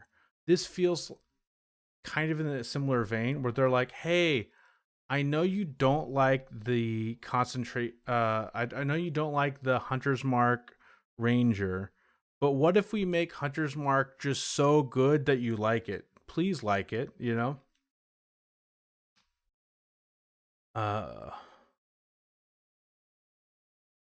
No, they should just leave it as is, straight to print. Give me my Mothman transformation in Super Days Motivate, please. Ancient Armor is basically you casting Shield of Faith and Hunter's Mark at the same time. Is it that bad? Yeah, because you can get a +5 Wisdom pretty easily depending on how you build it. So it can be not Shield of Faith. It can be because Shield of Faith is only +2 AC. This could be +5 pretty easily. Could you circle cast Hunter's Mark and make the buff last insanely long? I'm pretty sure you can upcast Hunter's Mark and make the buff last insanely long. Like Hunter's Mark, it used to upcast, it's still upcast, right? Also, you get free uses anyway. Oh yeah, but shield spells are reaction. This is just always on. So I gotta make a concentration check and not all attacks go after your AC. Oh yeah, I see what you're saying. You could get the... Yeah, you can upcast Hunter's Mark level 3 to 4 up to 8 hours, 5 up to 24 hours. Yeah, 1, 8, 24 hours, yeah. I wouldn't do it, I would just use the free uses, but yeah. So yeah, Ancient Armor I think is too OP. I was saying it would be equal to Shield Spell instead of Shield of Faith. And then you could also stack it with the Shield Spell. If you took like Magic Initiate. Yeah, stacks with Shield, yeah. Oh my god. Anyway. I have an AC of 500. Do your worst. We'll make a con save. Yeah, there is that. But then we got Unnerving Aura. When an enemy starts its turn within a 10-foot emanation originating from you, it makes a Wisdom saving throw against your spell save DC. On a failed save, it can take either an action or bonus action on your turn, not both. Your shadow lengthens and twists around you, or you sprout unnatural growths like bloody antlers or putrid fangs. Yeah, I don't like Unnerving Aura either.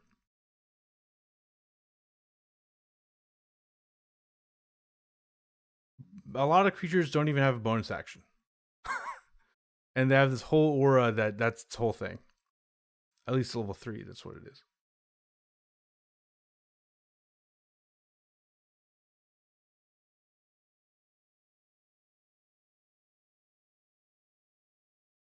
Yeah, but you can always just recast Hunter's Mark, especially when you get the free uses.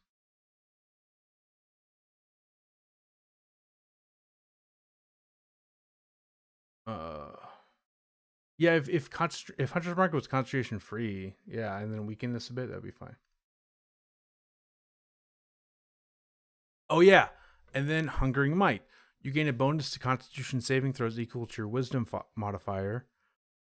In addition, once per turn, when you hit a creature with an attack roll while you are transformed, using Wrath of the Wild, you regain a number of hit points equal to 1d10 plus your Wisdom modifier, provided you are bloodied when you hit. And that's just always, just when you have Wrath of the Wild up, just every time, once per turn, you can hit a creature. As long as you're bloodied, you can heal 1d10 plus Wisdom mod. And then, yeah, this is one of the only things that's not tied to Hunter's Mark is the con save bonus.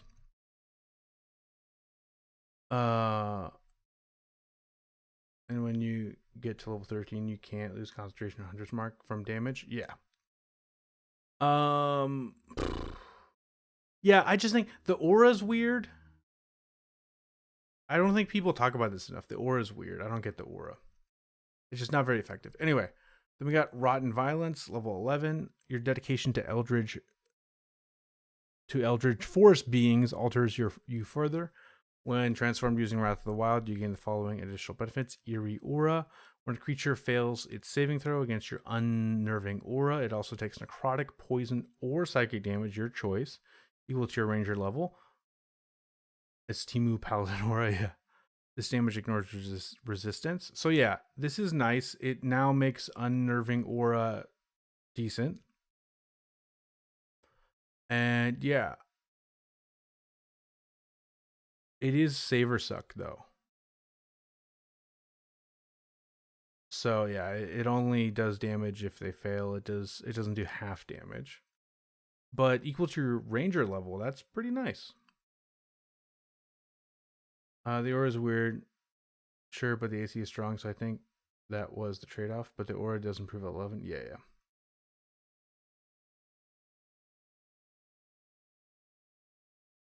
yeah. Yeah, what's weird about this subclass is it's really bad and really good at the same time, and it's very and then it relies on Hunter's Mark, and I hate that, and it bothers. It's so confusing for me, you know. It's like, that's really strong, that's really weak, Hunter's Mark, I honestly wouldn't mind a lower AC for a stronger aura at level 3 though. Yeah, I just feel like it would be lame if this subclass becomes Hunter's Mark AC boost the class, you know? And then Strangling Roots, when you hit a creature with an attack roll using a weapon, you can activate the Sap or Slow mastery in addition to a different mastery property you're using with that weapon. I like Strangling Roots too. That's good.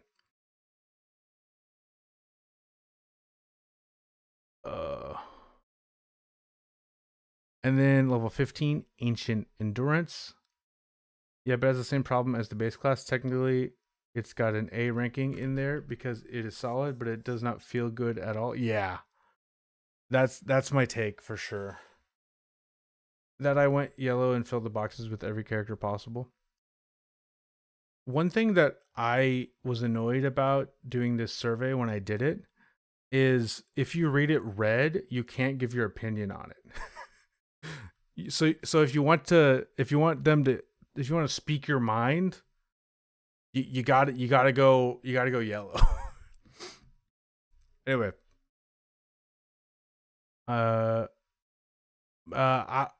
maybe I just misunderstood. I just rewatched my stream of me going over the survey, and at the time, at least, I said that I couldn't. So maybe that's just something.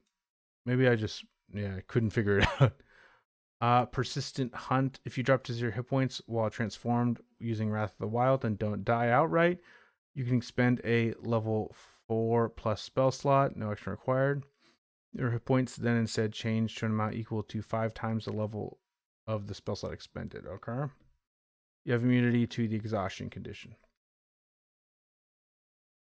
I know once upon a time you couldn't, but now you can. Yeah. And this was like a year ago, so Yeah, I understand what Persistent Hunt is trying to say.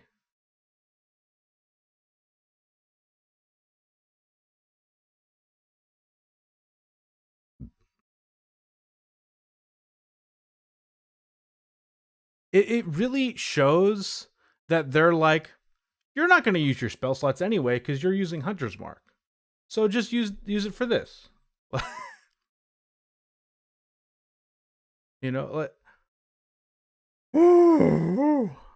I think this is what bothers. Oh man. So yeah, I have high hopes for Hallow Warden. I feel like it could be so good, but how they designed it in this UA really frustrated me. And I'm just like, ah. Level 15 tip for Coffee Lock. Level 4 plus spell slot is weird. Yeah, level 4 plus spell slot is weird. On a half caster. Yeah, this subclass should have gotten a second UA. I totally agree. Yeah, like I said this earlier, but now that we've read everything, my guess is what they're gonna do is they're gonna keep Wrath of the Wild tied to Hunter's Mark. They're gonna lower the AC bonus. They're going to take away some reliance on Wrath of the Wild for some of the abilities, but it's still going to be mostly the same. That's my theory.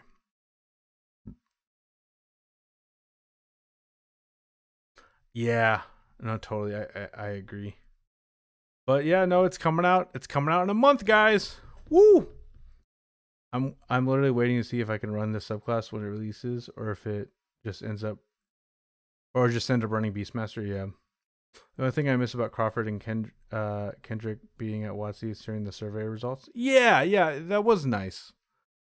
So we got to hear what people think, because I could see people rating this super high. This definitely probably had mixed feelings. Anyway, though, let's go over the Phantom Rogue. I remember this one being another one that I didn't have a lot of opinions about. I have played in a campaign with the Phantom Rogue. It was a very short campaign. It was level 1 to 7. So I didn't even get to experience the level 9 feature. In my notes that I wrote when I first did this UA, when I first looked at this UA, I wrote that I wanted to move the tokens to level 3 in some way, but like make it less powerful, because it felt like kind of underwhelming at level 3. And so let's read it and see why I felt that way. So we have Rogue Phantom, embrace death and wield ghostly power. I have a hard time playing rogues past level 3 due to the huge gap between their features. Yeah, I hate that too. I said that as well. The tokens come on way too late. Yeah.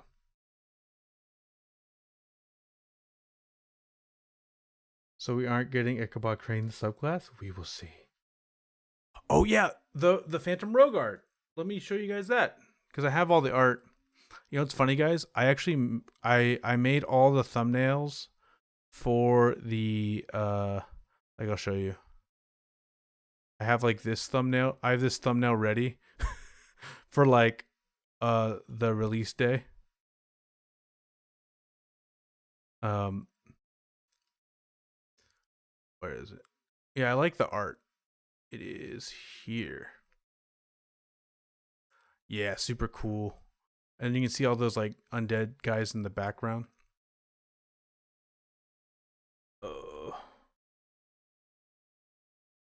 Yeah, I assumed you didn't mean to say eating soldier. Seeing the Primordial Warlock get plus charisma AC does not bode very well to this subclass, though. Oh yeah, wasn't it? It was only in the node, but yeah, I know what you're talking about. Rogue's about to become Phantom Menace. Again, if this Ranger comes out as is, we are never getting Concentrationless Hunter Mark optional features. Yeah. The colors look very muted. They do, yeah. I've actually noticed that a lot with WotC official art. The colors are actually pretty muted in the books. They're not like, they don't have very high saturation. I don't know why that is exactly, but yeah. Actually, in my thumbnails that I make, I up the saturation to make it more noticeable. Anyway. Okay, some rogues walk along the veil between life and death, shepherding opponents to the grave and slipping through the world as undetectable as a spirit. In these pursuits, a rogue might discover a mystical connection to death itself, such as an individual becomes immersed in negative energy, infusing their strikes with deathly energy and stealing knowledge from souls who have passed on. Thieves' guilds value rogues of this persuasion as highly effective information gatherers and spies. Yeah, it's pretty cool. I like the art. Okay, level 3, Whales from the Grave, and this is I said a second ago, I played in a adventure with a Phantom Rogue. It was actually a Thicreen Phantom Rogue. So I got to see the 5e version of this in real life. And yeah, so immediately after you deal your sneak attack damage to a creature on your turn, you can target a second creature that you can see within 30 feet of the first creature. Roll half the number of sneak attack dice for your level, rounded up. And the second creature takes necrotic damage equal to the roll's total as wails of the dead momentarily sound around them. So yes, it's a 30-foot range, and you deal half sneak attack damage to a second target. That range is nice. 30 is a pretty generous range. A lot of these abilities, it's like they make it like right next to you, right next to within 5 feet, and it's like that isn't going to happen very often. But this makes it relatively reliable as long as you have at least 2 enemies, which is common. There are boss battles where you're fighting one monster, but anyway.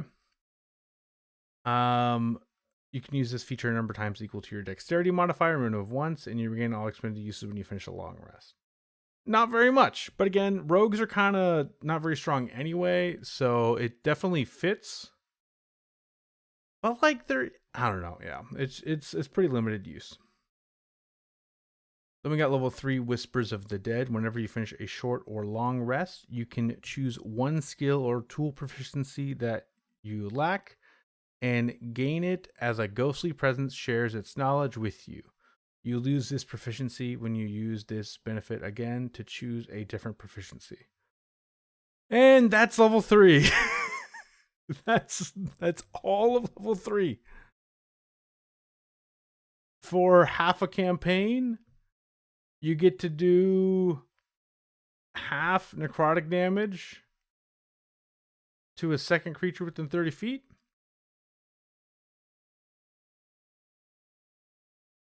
It feels like 2 ribbon features, yeah.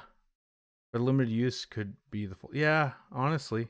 Yeah, if it was unlimited use for half sneak attack damage, like that doesn't even include your weapon damage. It's just or your ability modifier. So it doesn't include your ability modifier, your weapon damage. It's just the sneak attack damage.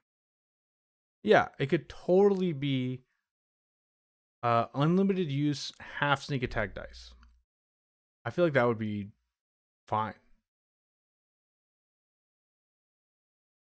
Oh, even Dex mod, short or long rest. Yeah, because right now it's just long rest. There's no short rest recovery. So yeah, pretty lame, honestly. But let's besides that, yeah, I feel like I hope they add something else or change it like we just said. But we'll see. Level 9, Tokens of the Departed. The spirits of the dead are drawn to you, and echoes of their past lives magically manifest as strange curios with resonant power. I pronounced that wrong.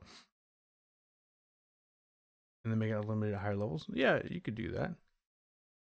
The spirit of the dead are drawn to you, and echoes of their past lives magically manifest as. I already read that. Whenever you finish a long rest, you gain 2 soul trinkets.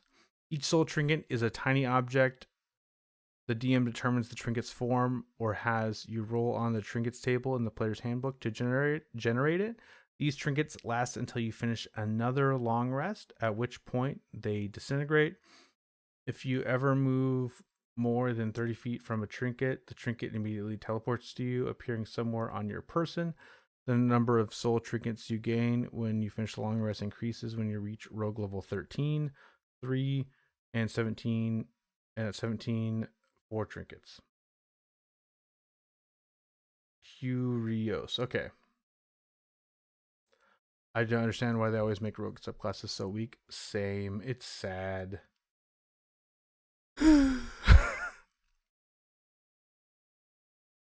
Okay. I have 2 rogues on my Patreon. If there's anyone in here that doesn't know about my homebrew stuff, I have it's in the Feywild Handbook.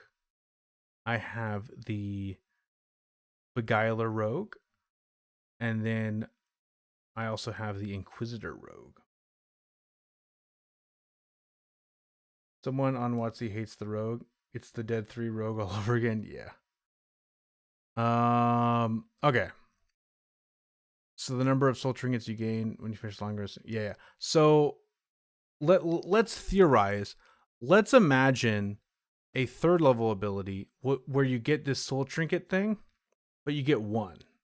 Because you get 2 at level 9. Let's say you get 1 for level 3. And then let's consider what that would be like. So you can use them in the following ways. When you deal sneak attack damage on your turn, you can expend 1 soul trinket and immediately use Wails from the grave without expending a use of that feature. The expended trinket is destroyed. Okay. Extra use. Life essence. While you have at least 1 soul trinket, you have advantage on death saving throws and constitution saving throws. Okay. Spirit Query. You can take a magic action to expend 1 soul trinket and immediately cast the augury spell, requiring no components and using dexterity as the spellcasting modifier. The expended trinket is destroyed. Okay. Regaining soul trinkets. When a creature you can see within 30 feet of you dies, you can take a reaction to regain 1 expended soul trinket. So this is how you regain them. So you can get them pretty often. This is an important factor. But yeah, Cleric's got even less subclass features in 5.5, and that doesn't feel good. Yeah. They make the Thief stand out so much with the bonus action magic item usage that it's the strongest by a long shot, yeah. The problem brought up was Bag of Rats, yeah. If Rogue got something at 6th level, I'd be less picky about what they got at 3rd. Same, yeah. And tons of classes do that. I don't know why the gap is so big for rogues. It's kind of ridiculous. Yeah, there is the Bag of Rats thing, but the thing about Bag of Rats is they kind of circumvented it a little bit with Bruce always references it in his videos when this is brought up. Basically, Bag of Rats is against the rules, essentially. What if you give life essence at level 3 and gain the expending aspect at level 9? Ooh, life essence. While you have at least 1 soul trinket, you have advantage on death saving throws and constitution saving throws. Yeah. And gain the expending aspect. Yeah, honestly, that would be reasonable.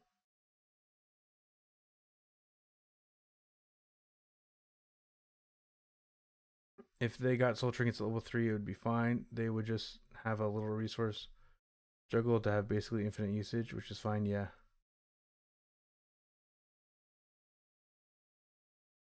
Adventures League. Oh, Adventures League isn't against Bag of Rats. That's crazy. But yeah, especially because Whispers of the Dead is such a like ribbon feature.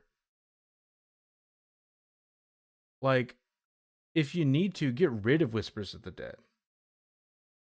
It's a useful feature, I will say. Like, it can come up, like, especially for rogues, because you can make yourself proficient in a skill and then you have reliable talent. So I'm not saying that Whispers of the Dead is a bad feature. It's just at the cost of not having tokens of the departed early on is lame.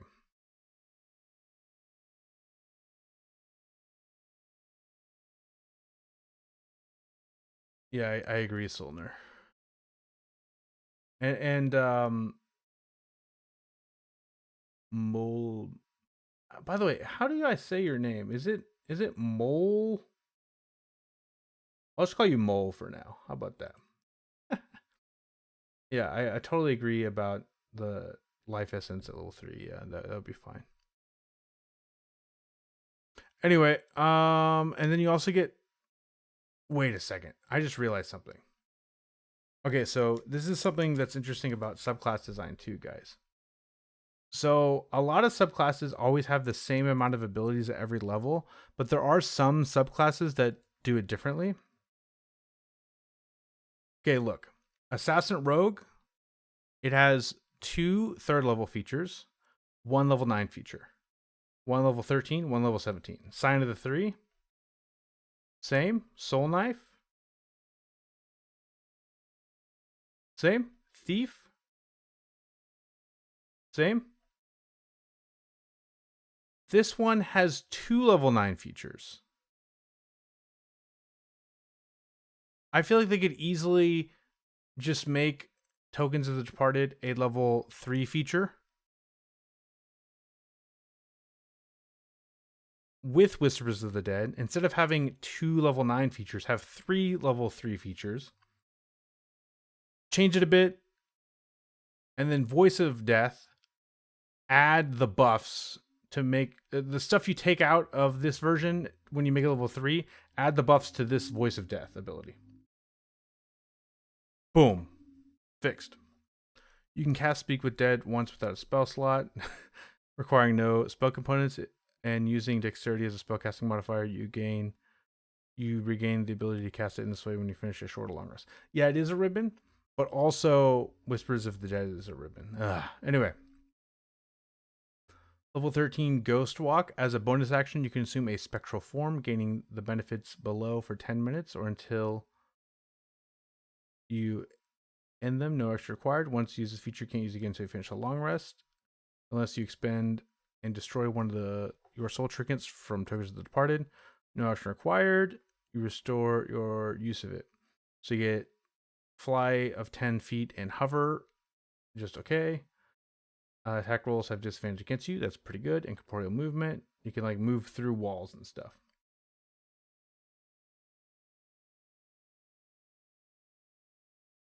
Whispers of the Dead added to Voice of Death actually makes sense. Oh yeah, that's true. It does make sense. Boom, just add it there. Make it a level 9 feature. And reliable talent comes online at level 6 now, right? For the rogue?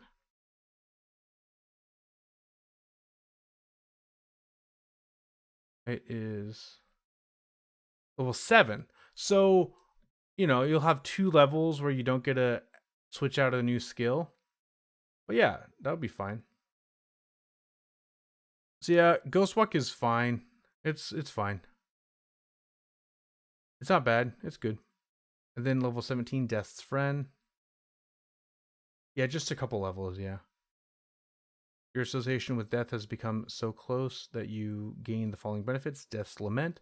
When you use Wails from the Grave feature, you can deal the necrotic damage to both the first and the second creature. That's nice. Draw of Death. When you roll initiative, you can regain 1 soul trinket from your Tokens of the Departed if you have none remaining. It's fine. Not amazing, not terrible. I'm fine with some capstones being okay.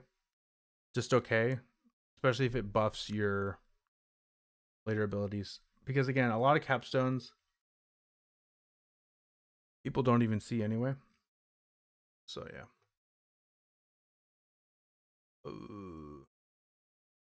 Oh, also, it costs a reaction to regain trinkets for for regaining soul trinkets. It should just happen.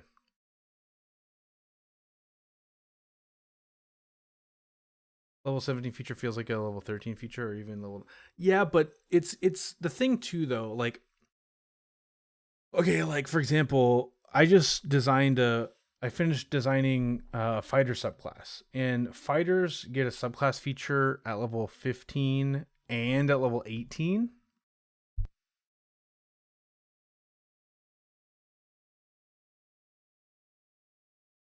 When a creature you can see within 30 feet of you dies, you can take a reaction to I see what you're saying.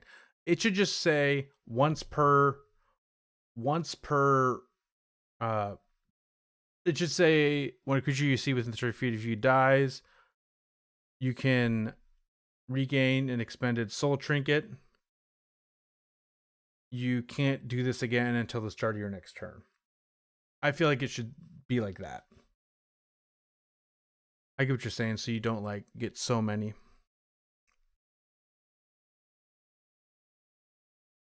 Anyway, Sorcerer, Shadow, Sorcery. The notes I wrote here are, I didn't like this. I thought there was some spells that should be changed for Shadow Sorcerer. I wrote that I wanted to move Strength of the Grave earlier, but besides that, I was pretty fine with it. Yeah, once per round.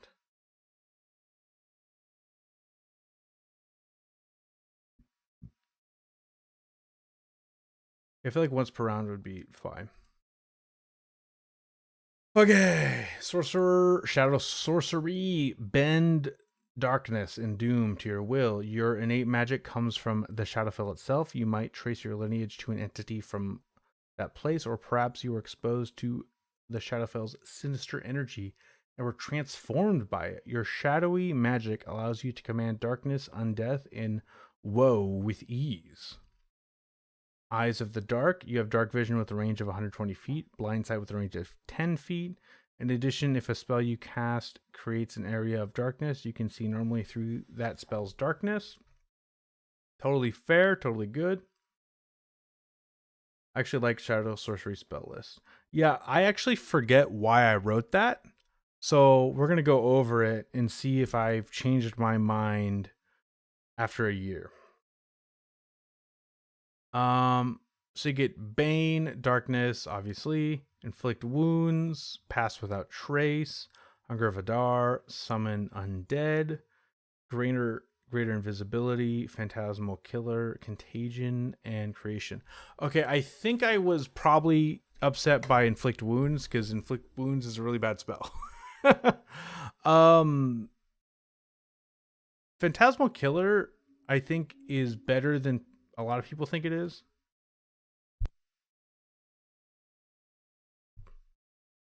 Contagion is also just okay. Everything else is actually super solid. Hunger of Adar is great on sorcerers. Well, it's great on any class, but it's a warlock exclusive normally. So, and in 5.5, Hunger of Adar now upcast. It used to not upcast, and getting it on a full caster rather than a warlock, you can actually upcast it past level 5. So yeah, that's really nice. Okay.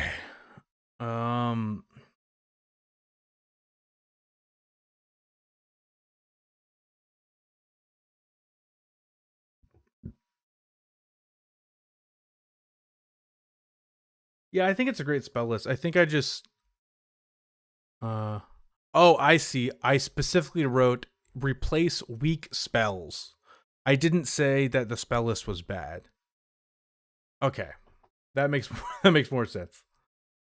Yeah. So I probably meant inflict wounds and maybe contagion. Anyway. So, Spirits of Ill Omen, you can cast Summon Undead without a material component.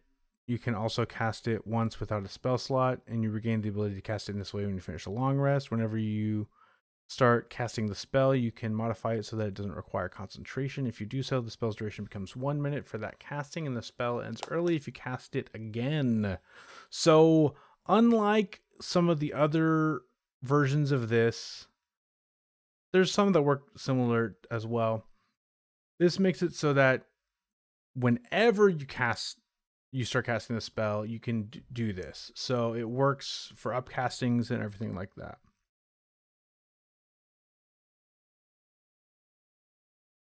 Yeah, inflicts wounds is so bad. Now it's crazy. I think though, I don't remember people talking about this, and I forget why. Oh, I think it's oh, I know why. Okay. So guys, remember that spell summon Shadow Spawn? They didn't update it in 2024.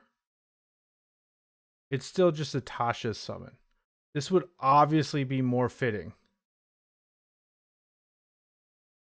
But I think but if you guys don't know, WotC never adds spells from that aren't in the player's handbook to expanded spell lists. They refuse, even if they add the spell in the source book.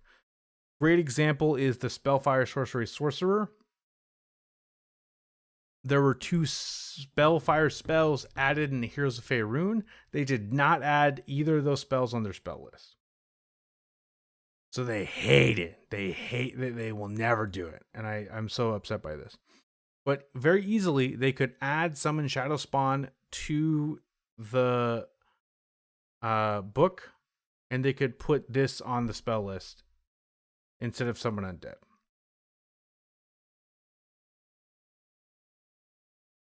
Yeah. Oh, yeah. I was hoping they reprint it. Yeah. They used to? I think they maybe in Tasha's they did, but I feel like that's the only book. I feel like if they did it, it's not super often. I like the dogs. They're also cool. Also, wait, what level is Shadow Spawn? Yeah, it's 3rd level too, just like Summon Undead.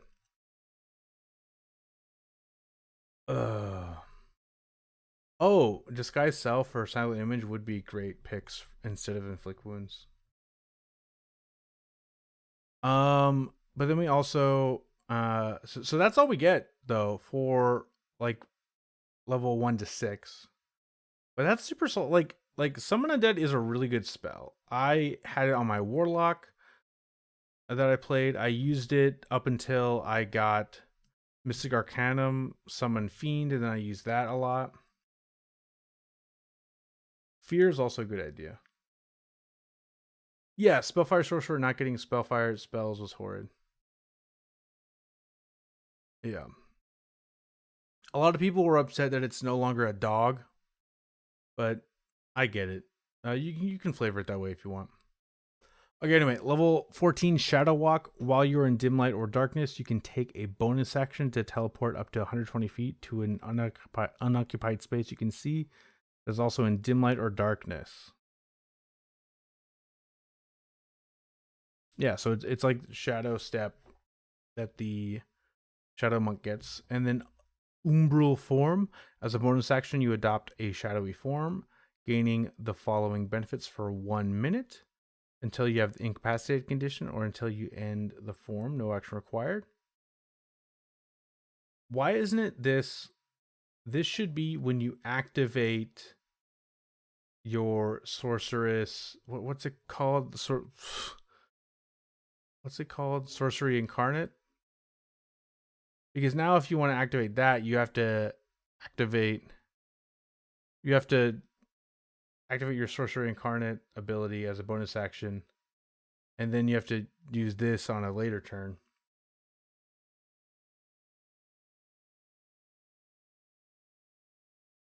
My thought behind it no longer being a dog is the House of Ill Omen is an actual creature, not yet in 5e. Thinking WotC is looking to convert it to 5.5 soon. Oh, Hound. Yeah. Yeah, innate sorcery. That's what it's called. I also said innate sorcery should activate it. Yeah, like why not? Of course, innate sorcery should activate this. Let's use this feature. You can't use it again until you finish a long rest unless you spend 6 sorcery points. That's a lot of sorcery points. Let's see why. I forget. Incorporeal movement. You can move through occupied spaces as if they were difficult terrain. If you end your turn in such a place. Oh yeah. So incorporeal movement, just the standard what they all get. You have resistance to all damage except force and radiant damage. That's pretty strong. Strength of the Grave. If you would drop to 0 hit points and not die outright, you can make a charisma saving throw. DC 5 plus the damage taken. DC 5 plus half the damage taken? That's a very weird DC. If you succeed, your hit points instead change to a number equal to 3 times your sorcerer level. Oh, wow. Okay, Strength from the Grave is very good because it just happens every time. Right? Like for that minute, if you would drop to 0 hit points and not die outright, you can make a charisma saving throw. You have to succeed. But DC 5 plus half the damage taken. So like let's say something crazy happens, you take like level 18, let's say you take 40 damage. The DC would be 25. Which is pretty high, but like you're a charisma caster and it's a charisma saving throw. You could probably make that. And then if you succeed, your hit points instead change the number equal to 3 times your sorcerer level. You get like 60 hit points. And then if you get dropped down to 0 hit points again, you can just keep doing that. Yep. I think oh, and it's already halved from the resistance. You're right. So you could take like 80 damage, which is very rare, even at level 18, and still have the DC only be 25. That's pretty crazy. Okay. The 6 sorcery points is probably pretty, yeah, that's fine. So yeah, the Shadow Sorcerer is mostly pretty good. I like it. We're going to skip the Hexblade because it's not in the book. And also I've been going for a long time. The stream is getting long. Let's go ahead and go over the Undead Patron Warlock. What are my notes that I wrote down?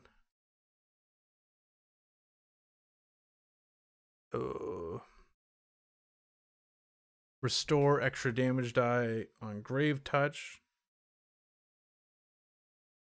Or replace Grave Touch. Apparently I didn't like Grave Touched. What else did I write down?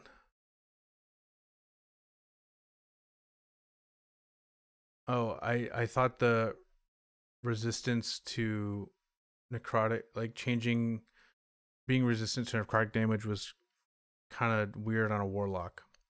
Okay, let's read it.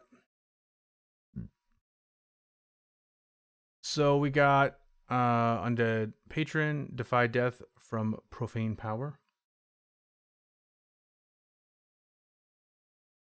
Oh, was Phantom Seed on the spell list for the Undead Patron? Or was that for the Shadow Sorcerer? Either way, yeah, that's a great spell. You made a pact with a creature that defies the cycle of life and death, a powerful lich, vampire, or other entity of undeath. Having once been mortal themselves, these ancient patrons know firsthand the paths of ambition and the routes past the doors of death. They eagerly share this profane knowledge, along with other secrets, with those who work their will among the living. Level 3, Form of Dread. As a bonus action, you transform into an avatar of your patron's dreadful power. Gaining the benefits below for 1 minute until you have the incapacitated condition or until you end the form. No action required. You can transform a number of times equal to your charisma modifier, minimum of once, and regain all expanded uses when you finish a long rest. You gain temporary hit points equal to 1d10 plus your Warlock level. So far, it's all the same as it used to be, but then we have Frightful Avatar. You have immunity to the Frightened condition. Additionally, once per turn, when you hit a creature with an attack roll, you can force it to make a Wisdom saving throw against your spell save DC. On a failed save, the target has the Frightened condition until the end of your next turn. Okay, that seems pretty similar to what it used to be.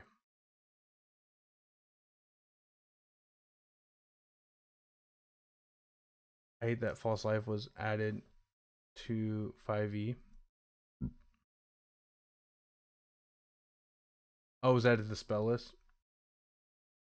What's invocation? Yeah, but this is okay. This is a opinion that I have about False Life.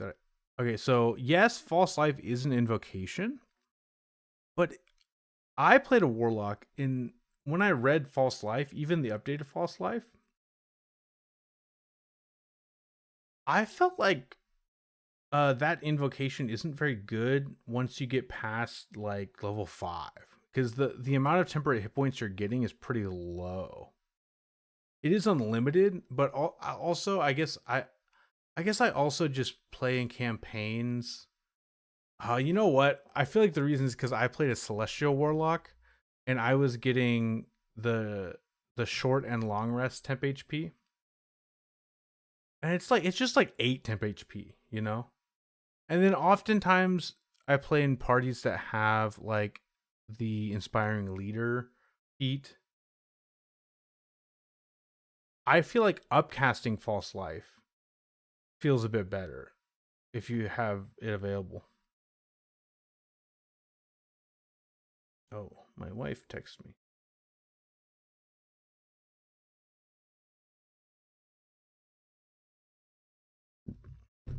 Okay. Anyway, spells: blindness, deafness, false life, phantasmal force, ray of sickness, speak with dead, vampiric touch, death ward, phantasmal killer, anti-life shell, and cloud kill.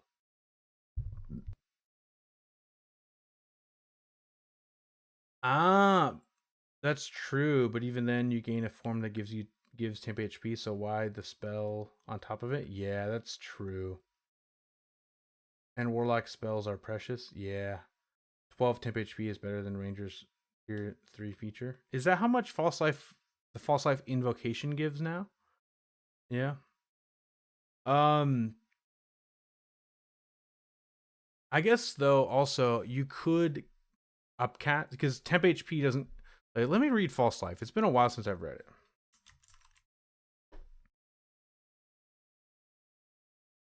So it does I know the cantrip gives you like max False Life or whatever. Yeah, that's what I'm talking about. This one can be upcast. So you gain 5 additional temporary hit points for each spell slot level above 1. So like, let's say you upcast this to level 5 because you're a Warlock, so all your spells are automatically upcast. You can get like 20, like, so 2d4 plus 4. That's like an average of 5, like 9 temporary hit points. Then you upcast it to level 5. It's like 29 temporary hit points. Yeah, 29 temporary hit points on average. Let's say would you cast this over Armor of Agathis though? That's a good point, but hear me out. What if you have spell slots and you're about to do a short rest? They just last. You could level 5 False Life on yourself, get 29 temporary hit points, take a short rest. You still have those 29 temporary hit points. You know? Compared to 12 for free. Yeah. That's true. I guess that's not that much more. Yeah. But I guess what I'm saying is it's not the worst. I take the 12 for free or Armor of Agathis. Yeah. I guess what I'm saying is like it could be useful, but a different spell here would probably be better to take. Okay. I, for some reason, really didn't like Grave Touched. So let me read it and see why I didn't like it. It's been a year. Level 6 Grave Touch. Your patron's power has a profound effect on your body and magic, granting you the following benefits. Ooh. Yeah, they should probably switch False Life with Bane if they lost Bane. Yeah, but see, Armor of Vakithis only lasts an hour. There's also that. So you can't cast Armor of Vakithis and then take a short rest because the short rest is an hour. Anyway, Arcane Necrosis. Yeah, 8 on Celestial Warlock is very good. When you cast a spell or hit a creature with an attack roll and deal necrotic damage, the damage dealt ignores resistance to necrotic damage. Okay. Additionally, once per turn, when you cast a spell that deals damage while using your Form of Dread, you can change the spell's damage type to necrotic. Okay. Undead Endurance. You don't gain exhaustion levels from dehydration, malnutrition, or suffocation. In addition, you don't need to sleep. A magic can't put you to sleep. Okay. Oh yeah, you're good, Solner. No worries. So yeah, Undead Endurance will come up, but it's mostly flavor. I remember thinking that changing the damage type to necrotic was lame. Ooh. And yeah, I guess it's not like bad, but it's not great. Great Old One can change the damage to psychic without extra steps. Don't like the undead needs Form of Dread to do that. Yeah, and then also necrotic, like it's a decent damage type, but also think about this: if you're Pact of the Blade, you can already change your weapon damage to necrotic, radiant or psychic. This is the coffee lock subclass. Yeah, this is the 3-level dip subclass. Oh man.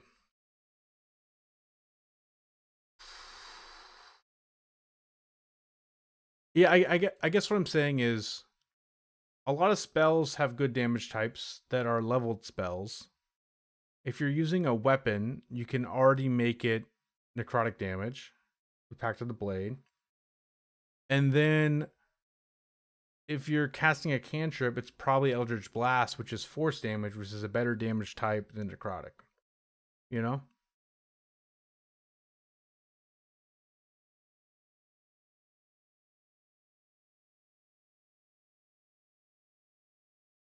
Ooh.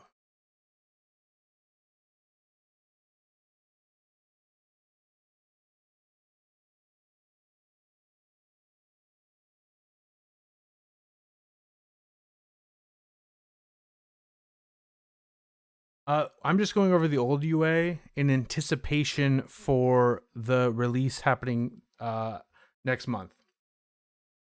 Where you didn't need to be in your form, you just did this in your form. You did more damage. Oh yeah, wasn't it like?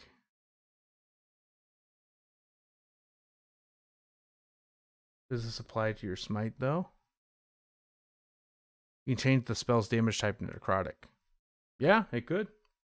Your Eldritch Smite, is that what you're talking about? But Eldritch Smite is already force damage. What did Grave Touch used to do, by the way? Let me look it up. It seems in my notes here that I'll just type in Warlock.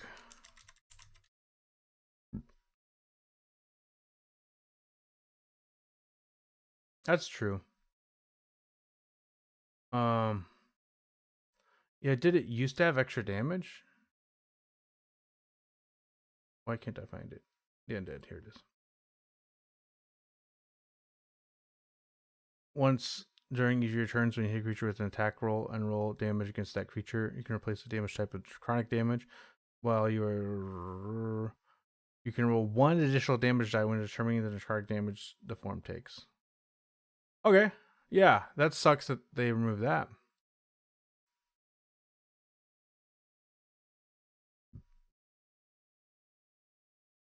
Question, Razda Soldier. When you did the Hallow Warden, what level were you playing at? I'm curious. Ooh. So yeah, they removed the damage.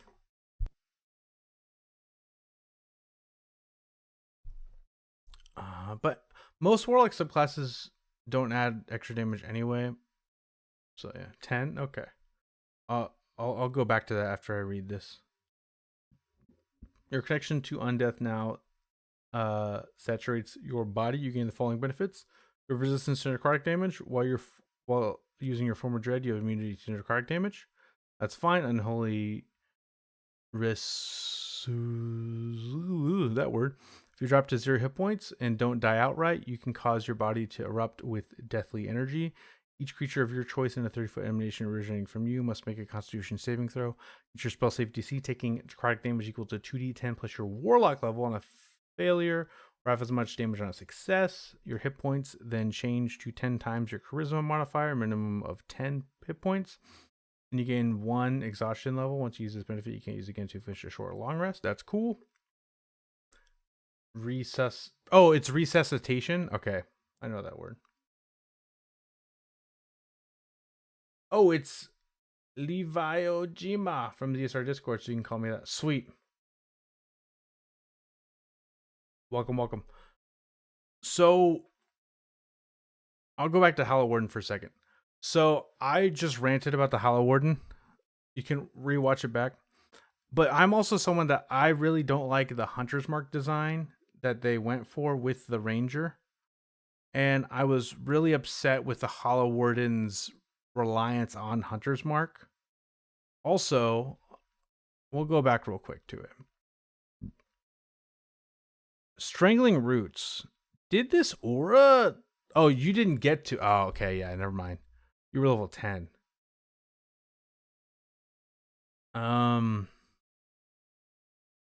Honestly, level 10 is probably the best way to play the Hallow Warden.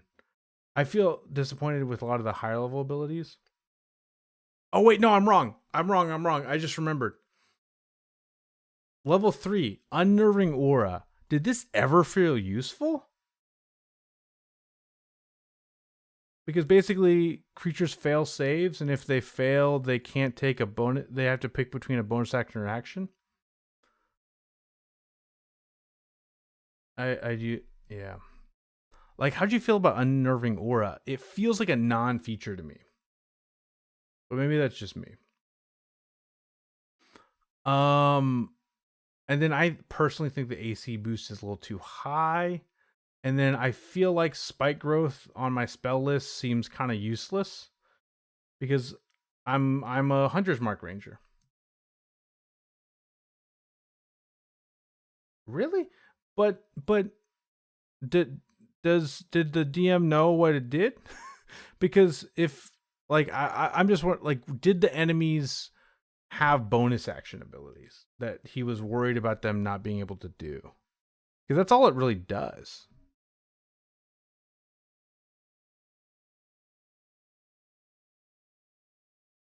Anyway, though,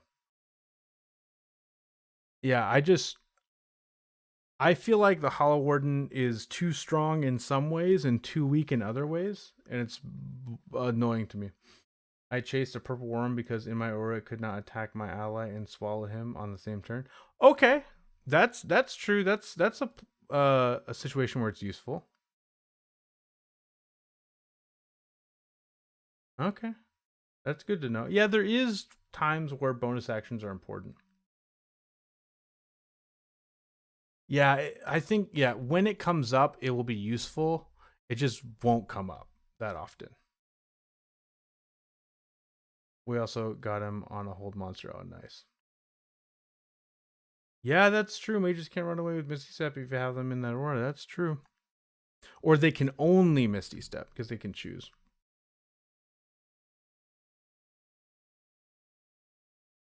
Yeah, that's what I was saying as well. Hybrid dumb. He crit his wisdom save only to be reminded he was saving against my aura, not the hunter's mark, and failed the second save. Oh yeah. Dang.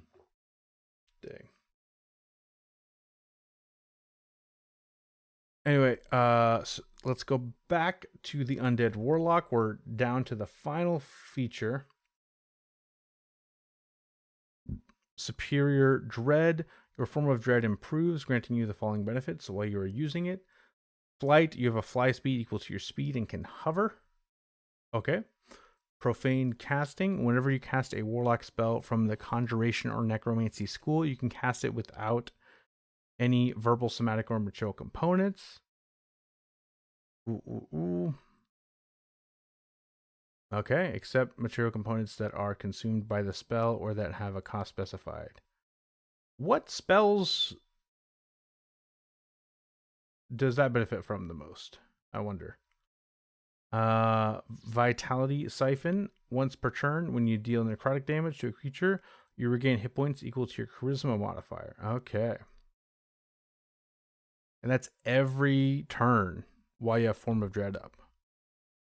That's not bad for 14. Yeah, I think they need to fix Grave Touched a bit, but besides that, I'm pretty happy with the Undead Warlock.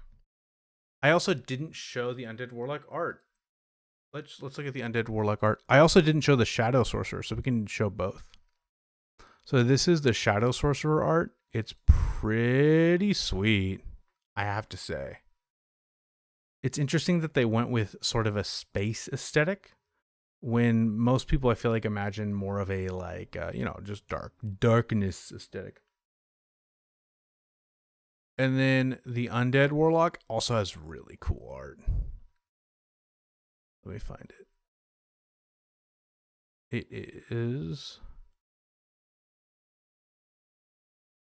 where'd I put it? Oh, I see. I'm in the wrong documents. Yeah, that's the Undead Warlock.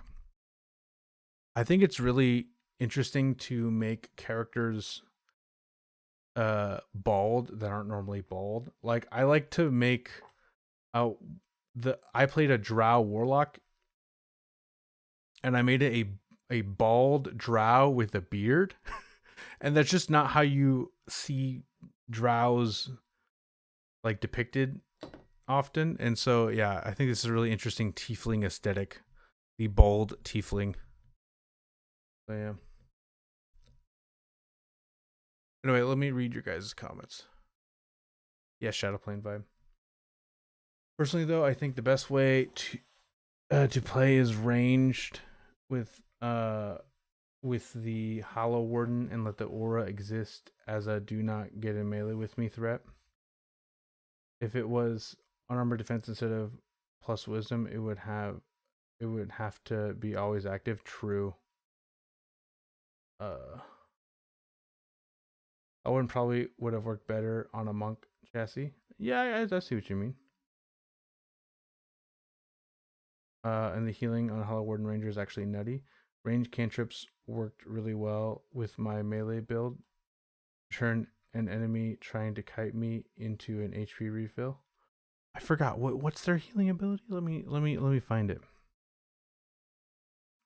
Oh yeah, and once per turn when you hit a creature with an attack roll while you're transformed, your number of hit points equal to 1d10 plus your wisdom modifier. Yeah.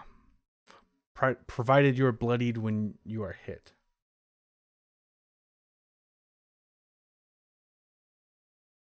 So one thing that we know is the dark gifts are now feats.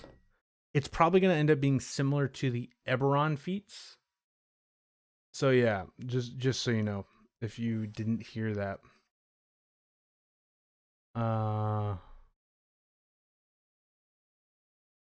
Yeah, I just oh, this is something that you didn't hear me say yet if you just joined the chat. I think the Hallow Warden Wrath of the Wild should be a thing that you use, that you can activate it as a bonus action and you consume a use of favorite enemy, but it doesn't require you to cast Hunter's Mark with it. That's how I would like it to work. So that you can maybe actually use Spike Growth, a spell it gives you on the list, you know? I don't think they're going to be level 1 feats necessarily, but they actually said, where did I hear it? They said somewhere that they are feats. Let me try to find that. Oh wait, I have Ravenloft Horrors Within. I'll have the screen on here so we can have something to look at. Horrors Within leaks? That's not the right word, but let's say leaks. Okay, here's a Reddit post from 3 weeks ago. Using this post as a living place to capture what we know in the upcoming Ravenloft book for an official TOC and such. We'll continue to evolve as folks' comments, new stuff is post found. Okay, there's 16 domains of dread, and they have all of them listed here. Barovia, yes. And I guess this is how they found it. Borka, Darkon, however you pronounce that. Yeah, you guys can see that. It says it.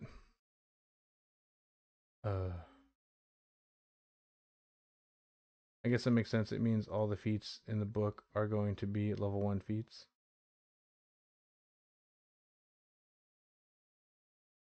In the background investigator, you can choose Sharp Eye or Dark. So are all dark gifts going to be level 1 feats, like origin feats?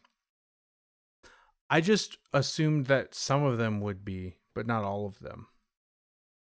Dark Lords. By the way, I'll put this Reddit post in the chat in case you guys want to look at this yourself, because I'm just skimming it. Domain denizens. Let's read the comments. Dark powers. I want to find someone saying something about the dark gifts. Oh, whoops. This. Control F, dark gifts. Wow, no one said anything about dark gifts in this Reddit post.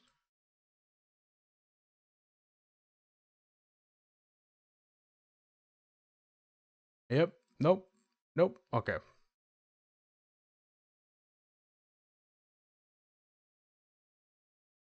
Dark gifts were leaked by Todd Kendrick's video as background feats, so they're all background feats. Because yeah, unfortunately on the website it says like 11 feats, but it doesn't say what are like background feats and what are not. But there's 4 backgrounds, so we know that there's 4 background feats because you're not going to have more. But you said, wait, didn't you say it said for the investigator you can choose Sharp Eye or a dark gift? It could be that the other 7 feats are dark gifts. Oh, I'm scrolling down.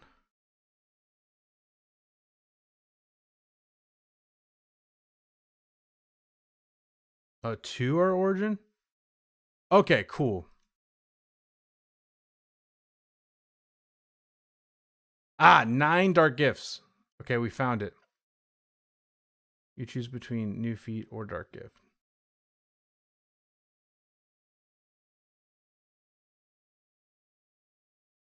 Huh. Interesting. Okay, yeah. So 17 one-shot adventures, 57 maps, 68 creature stat blocks, 17 dark lords. Yeah, subclasses: Dhampir, Hexblood, Lupin, Reborn. Yeah, it's in the book page from the preview. You can see the investigator background. Yeah, how do you find that? Because I was trying to find that earlier and I couldn't find it. Yeah, 2 origin, but the dark gifts are like dragon marks where they're not origins. Yeah. 8 Bastion facilities. Only 2 magic items? That's crazy. That's such a small amount. I'm really curious about the Lupin though. I know that we saw like a leaked aura ability. I'm really curious what they're gonna do with the Hexblood too though, because we haven't seen. Is it literally just Todd Kendrick's video? Go to YouTube. Todd Kendrick. Oh, there he is.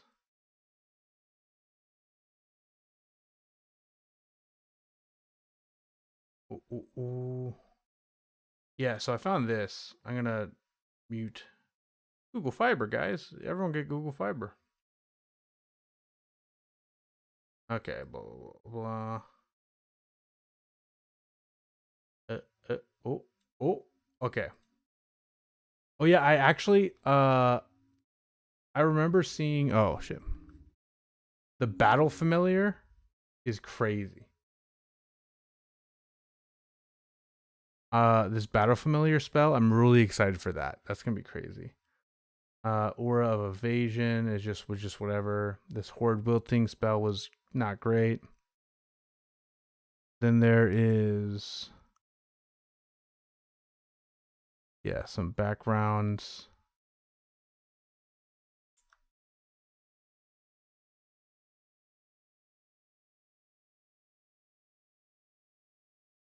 Oh, yeah. So that's not. Yeah, that's the Arcane book. You're right.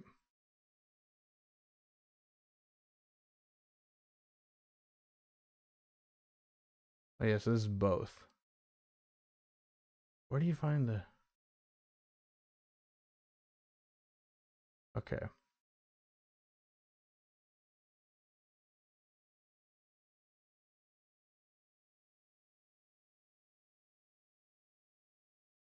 Yeah, I'm hyped for. Okay, so he kind of spread them out throughout this video.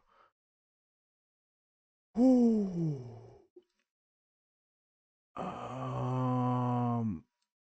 Yeah, that's that Arcana Unleashed book.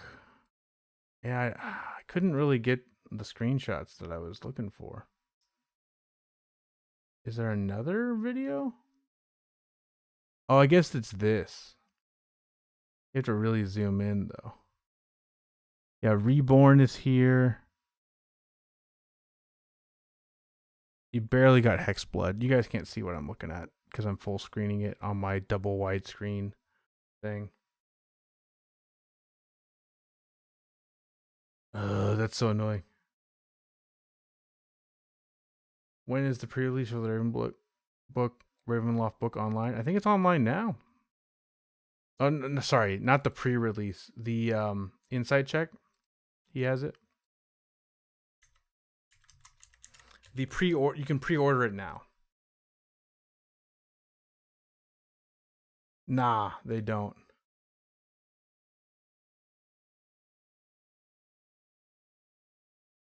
I found it on some website one time though.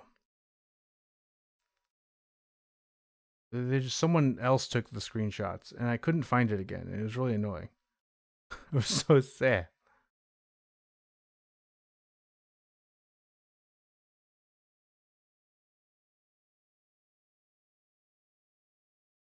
Yeah, so the pre-orders are now, it comes out in 36 days officially.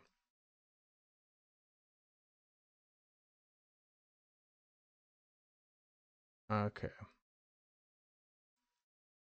Blah, blah, blah, blah, blah, blah, blah. Okay. Yeah, we already have the damp here. I will speed it up a bit.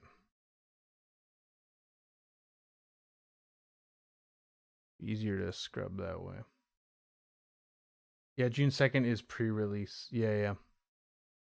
I'm going to be posting all about it then. Okay, sweet. Yeah, this is way better than Todd's video for the information we're trying to get. Because he zooms in for us. Yeah, we got the Reborn.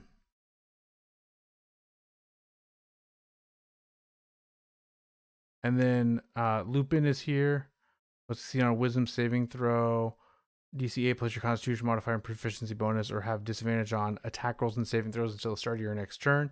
You can just rate a number of times equals your proficiency bonus, and you regain all expended uses when you finish a long rest. And then you have proficiency in the perception, stealth, or survival skill. And there's also more abilities here. That's just what we can see.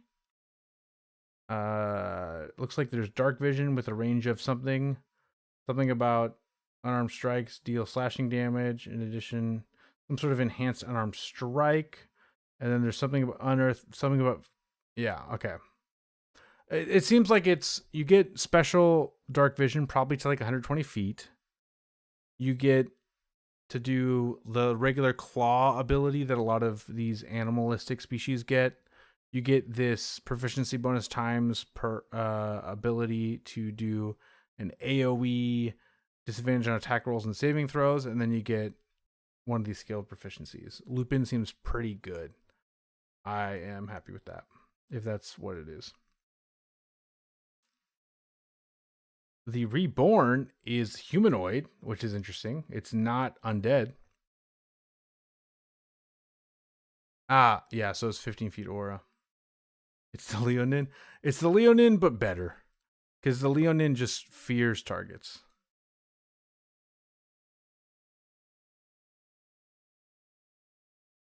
Ooh, okay. And then, oh, this is really hard to read. But we got the Investigator. Yeah, they get Sharp Eye or Dark Gift, like one of you guys said.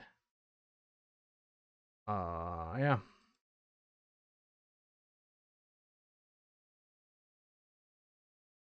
And then, yeah, if you guys didn't check it, Inside Check has a whole video going over the Cthulhu stat block.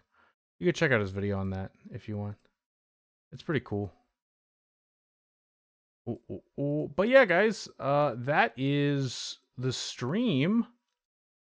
I hope this was interesting or helpful to you. I might go ahead and make videos. I might edit this stream down into videos and post them. This is just sort of a, we're in the the month period. I wanted to kind of get people hyped for the new book. Wanted to look at what we've had in the UA, because the UA was a year ago, so it's very easy to forget what was in it. So it was nice to sort of have it more fresh in our heads, so when we get the full release, we can compare things better. Right on a release day, I'm taking time off work. I'm going to go over all the subclasses. Yeah, it was a nice talk. If you are new to the channel, I have a Patreon. Just today, I posted a free playtest for 3 of my own subclasses that you can check out if you would like. And every month I come out with a 2024 rules or 5.5e rules compatible subclass. And this is my collection of subclasses. I commission artists to work on the art. And yeah, $3 a month for all of the subclasses. Also, a bunch of people in here are fans of DSR. DSR Bruce has been doing amazingly. He had like 3,000 subscribers. Like, he was in the chat earlier. He had like 3,000 subscribers like a month ago. And he now has 33,000 and it's going up like crazy. Check out his channel. He's doing a great job. He posts way more often than I do. Oh, dude, you're totally fine. Go ahead and check out the free stuff on my Patreon. I have a bunch of free playtests. Yeah, isn't 33K crazy? I'm so happy for him. I want to play the Paladin one just for the RP. I can complain about not sleeping and keeping watch every night. So yeah, yeah, he made his 20K celebration video a couple days ago. And the 20K video was supposed to be his 10K celebration. And that was 4 days ago. Oh my gosh. When did he make that poll? 7 days ago is when he hit 10. He hit 10K 7 days ago. Oh man. But yeah. There's many reasons to like DSR, but one of the things that I am the most impressed by is his content volume. It's intense. Anyway, thank you guys so much for watching. And yeah, have a great Mother's Day. Hope you guys hung out with your moms this morning. I had brunch with my mom. It was great. And I'll catch you guys later. Have a great night. Thank you all for hanging out with me. It was super fun. Anyway, peace out. Bye.